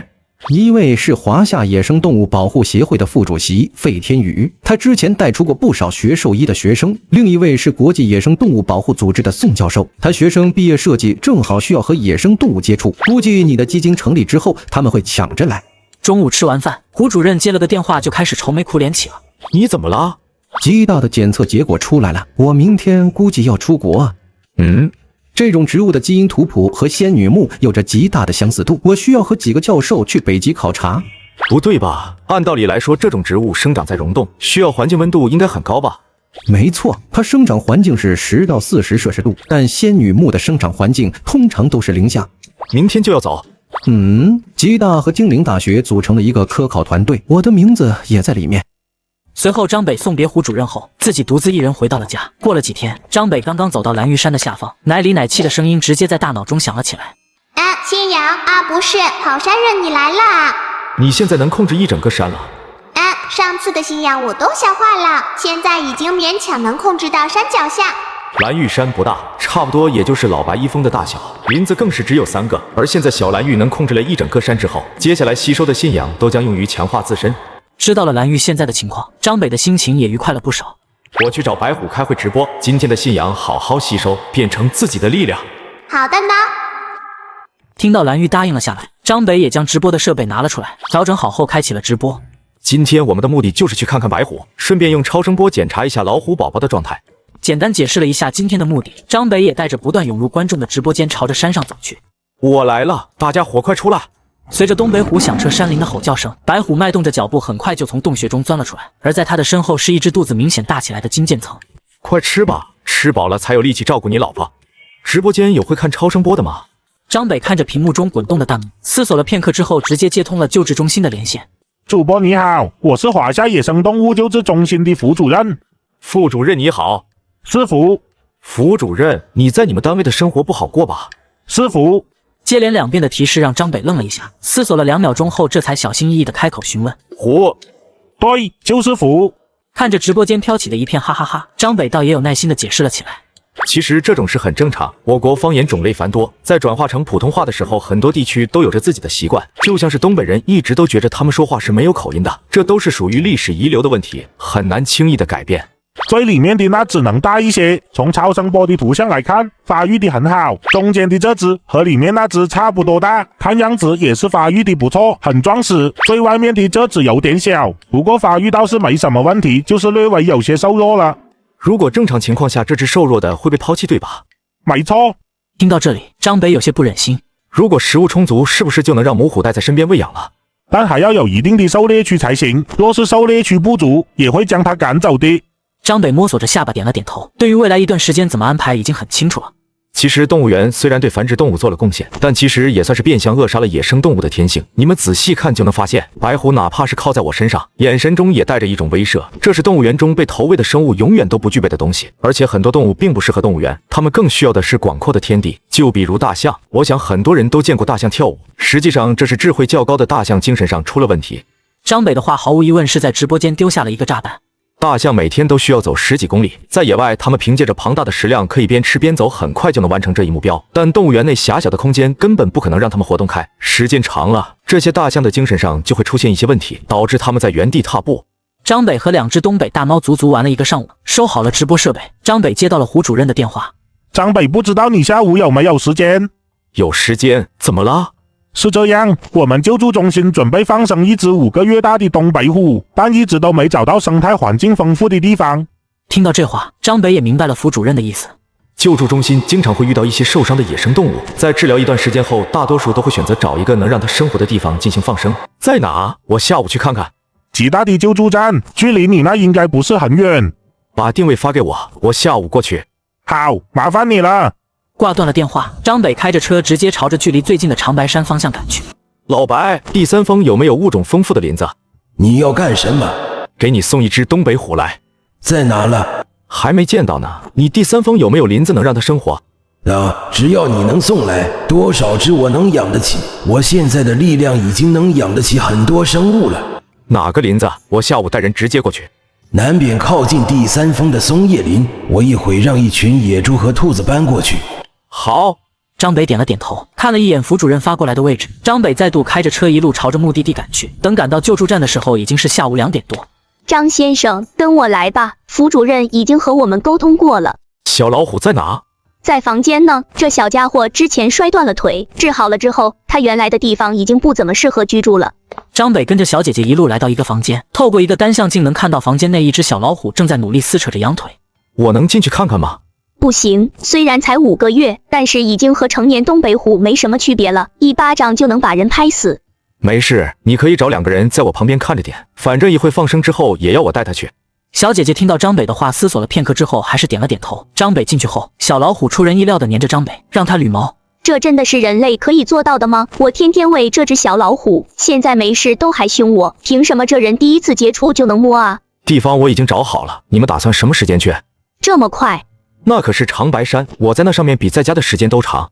思索了片刻，小姐姐很快就确定了具体的时间。那就下午4点左右，赶在天黑前。行，路上大概要1个小时，早点出发。好。足足忙活到3点多，一辆卡车这才停在外面。一个全副武装的男人拎着一把麻醉枪站在了外面。你们是打算麻醉了送过去？路上车流比较多，容易出事。找块黑布，没事的。你要照看他。尽量别用麻醉。张北设置好了导航路线，按照这个路线走，我留在卡车里面照顾他。小姐姐沉思了片刻，最终还是点了点头。走吧，按照导航就行。好。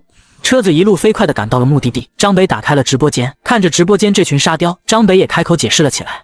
今天我们是帮助救助站放生一只小老虎，大概5个月左右。我们就先走了，不能让它有依赖感。张北点了点头，目送着救助站的卡车离开。理论上来说，这只小家伙现在还没到该放生的年龄。不过救助站在评估之后，发现这只小家伙的捕猎技能还算是不错，资源丰富的话是可以在山林中活下来的。张北揉搓了一下还沉浸在悲伤中的小老虎，坐在一棵树下，用摄像头对准了它，自己则是和老白交流了起来。小了些，但你应该能养得活吧？看不起谁呢？就算是你饿死了，他都能养得白白胖胖的。跟我来吧，以后你就在这片林子生活了。过段时间给你增加几个同伴。老白给老虎选的地方是位于山崖下方的一处洞穴。张北将老虎带到地方后，将休息站留给自己的一个摄像头安在了洞穴外面。这玩意有内置电池，能用7天。大部分对于这种珍贵生物放生之后都会安装一个，用来观测7天的状态。这7天没问题了，救助站这才会彻底不去管这只小家伙。不得不说，这些救助站对于救助动物真的很尽心尽力。张北趁着小老虎熟悉的时间，也和直播间的观众讲起了一个故事。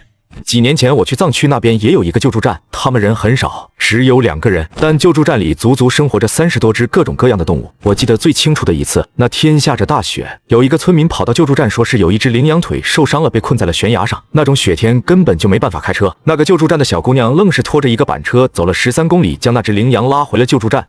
听到张北的讲述，整个直播间都颇有些沉默。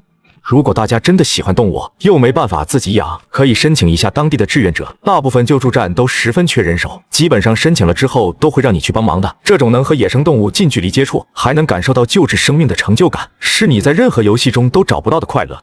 张北的话给了很多人触动，很多有时间的人都开始查询自己城市的救助站在哪。这群人里最多的就是天天看张北直播的大学生。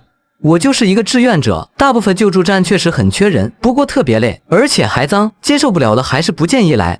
没错，我也是经常去做志愿者，铲屎、清理毛发、搬饲料，基本上一天下来不比工地轻松多少。随着直播间的救助站和志愿者现身，那些不愿意吃苦的人已经放弃了这个想法，剩下的这些能吃苦也愿意和野生动物接触的人，才真正是能帮助到救助站的。张北看着直播间一大群人都在讨论自己该去哪个救助站，嘴角的笑容再次扬了起来。不管用什么方式，能帮助到这群野生动物都是一件好事，尤其是对于现在生活越发困难的野生动物来说，越多的人类参与进来，能更好的帮助他们繁衍。张北看着小老虎已经逐渐适应，正打算离开，身后突然传来了声音：“把头子，你们怎么来了？回去的时候见到救助站的人了，听他们说你在这，我就过来看看。带什么来的？一只火蛰，足地蛰。跟我来吧。”张北带着王老二走进了山洞，直播间见到这只小家伙的样子，弹幕量一瞬间激增。张北带着众人喂完了鸡，也满足了这群跑山人看老虎的心思。把头子明天跑山马，跑马上5月份，肾精茶开始多了，你找几个人，我们去第3峰摘点。直播间这群人天天催我。好，那我晚上回去叫人。跑山结束之后，你和其余人说一下，把近期的收获整理好，我让人来收。那行，我这2天联系一下，到时候我和神风统计好交给你。今年的收购让养殖户也参与进来，都是跑山人的后代，哪怕是不跑山了也照顾着点。是啊，我会通知的。回到家里的张北飞快炒了2盘菜，然后一个电话打给了一个广东仔，此人叫做瓜尔佳，柯林，是大家族的传承人，同时和跑山人来往生意密切。你个扑街，你知道现在是几点吗？你在对面。废话，我这里现在是早上6点。6点啊！今年第1批药材要出了，你要不要？要，什么时间？后天下午，你安排人来就行了。没问题，这次价格我给你让10%，你可要把一些好东西留给我。行，我给你留30%。2天后的下午，一辆辆3轮车拉着药材停靠在了村口。张北通过之前电话联系的那个商人，构建了一个交易网络。跑山人将自己一段时间收获的药材统一拿出来，一起交易。很快，10多辆轿车飞快地在村口停了下来。张把头，我先说一下，这次黄芪一共有1500公斤，3匹叶的棒槌232个，黄芪100斤起价，给我发微信吧。没错，张北用的就是按拍的形式。看着手上一个个报价飞快的出现，张北嘴角的笑容也浓郁了起来。恭喜黑土参药企拿下100斤黄芪。这种按拍的形式让一群商人苦不堪言，想要拿到药材，大脑要疯狂的运转。大批的药材足足用了3个小时，这才售卖干净。看着大批的商人带着一包包的药材离开，张北目光放在了站在一旁的男人身上。此人正是柯林安排来收药材的。跟我来吧，你们那份已经提前准备好了。麻烦张把头了。带着柯林一路来到了王老二身边，旁边摆放了好几个大号的箱子。都在这了，赶紧搬吧。张把头，那我就先走了。知道了，回去告诉柯林一声，有空过来玩。好。随后的几天，张北不跑山，哪也不去，他死守蓝玉山，绝对要第一眼看到白虎宝宝。这一天，张北开着车一路赶到了蓝玉山，奶里奶气的声音顿时响了起来。跑山人，你是来看大脑斧生宝宝的吗？要生了。就是今天了，具体时间不太清楚。听到蓝玉的话，张北眼睛都带上了兴奋，飞快将自己的直播设备掏了出来。小老虎宝宝差不多就是这2天出生，我这几天基本上都会守着，争取保证它安全生产。而且前几天我放生那只小老虎的时候，和兽医站的医生沟通了一下，如果我这边有问题，他会第一时间赶到。张北带着直播间的观众朝着2只老虎的洞穴赶去，看到白虎在洞门口，张北揉搓了一下白虎的头，对着直播间的观众解释了起来。母虎在即将生产的时候警惕心极强，哪怕是相依为命的公虎都不会允许在自己的身边，关系再好，这种时候接近母虎显然是在找死。当然了，我就不同了，毕竟这可是我家的金渐层。张北丝毫没注意到自己几句话直接将仇恨拉满，带着白虎朝着山洞内走了进去。是我，别怕，我是来帮助你生产的。看着金渐层已经彻底放松了下来，张北也拿着超声波，小心翼翼地将探头贴在了母虎的肚皮上。直播间会看超声波的赶紧出来，看看现在什么情况。很快，一条不同颜色的弹幕就从屏幕上划过。没问题，看胎动估计也就3-4个小时的时间，那只体型大的会先出来，母虎度过了一开始的难关，会轻松不少。好，那就多谢了，大家就在这里和我一起守着吧。4个多小时的时间很快就过去，金渐层开始生产，头2头都是金渐层小老虎，第3只的小家伙毛色偏暗，但依旧能看出来它身上的黑白条纹，整个直播间全都欢腾了起来。小老虎都很健康，母虎也没什么问题。今天的直播就到这里了，明天我会带一些肉食继续来看他们。我先走了，好好照顾宝宝。金渐层蹭了蹭张北，撑起了身子，目送着张北离开山洞。等张北回家的时候，天色已经暗了下来。门口一个打着哈欠的男人见到张北的车子，顿时走了过来。卧槽，你特么开一天直播，愣是不接电话？你怎么回来了？事情有点复杂，先给我整点东西，我好饿。进来吧。说说遇上了什么事？我之前在那边见到了一个70多克的犀牛角，你不是说那玩意能续命吗？我就找人鉴定了一下，东西是真的，我用了大价钱买了下来，结果拿到手的和我鉴定的那玩意压根就不一样。听到柯林的讲述，张北顿时也来了兴趣。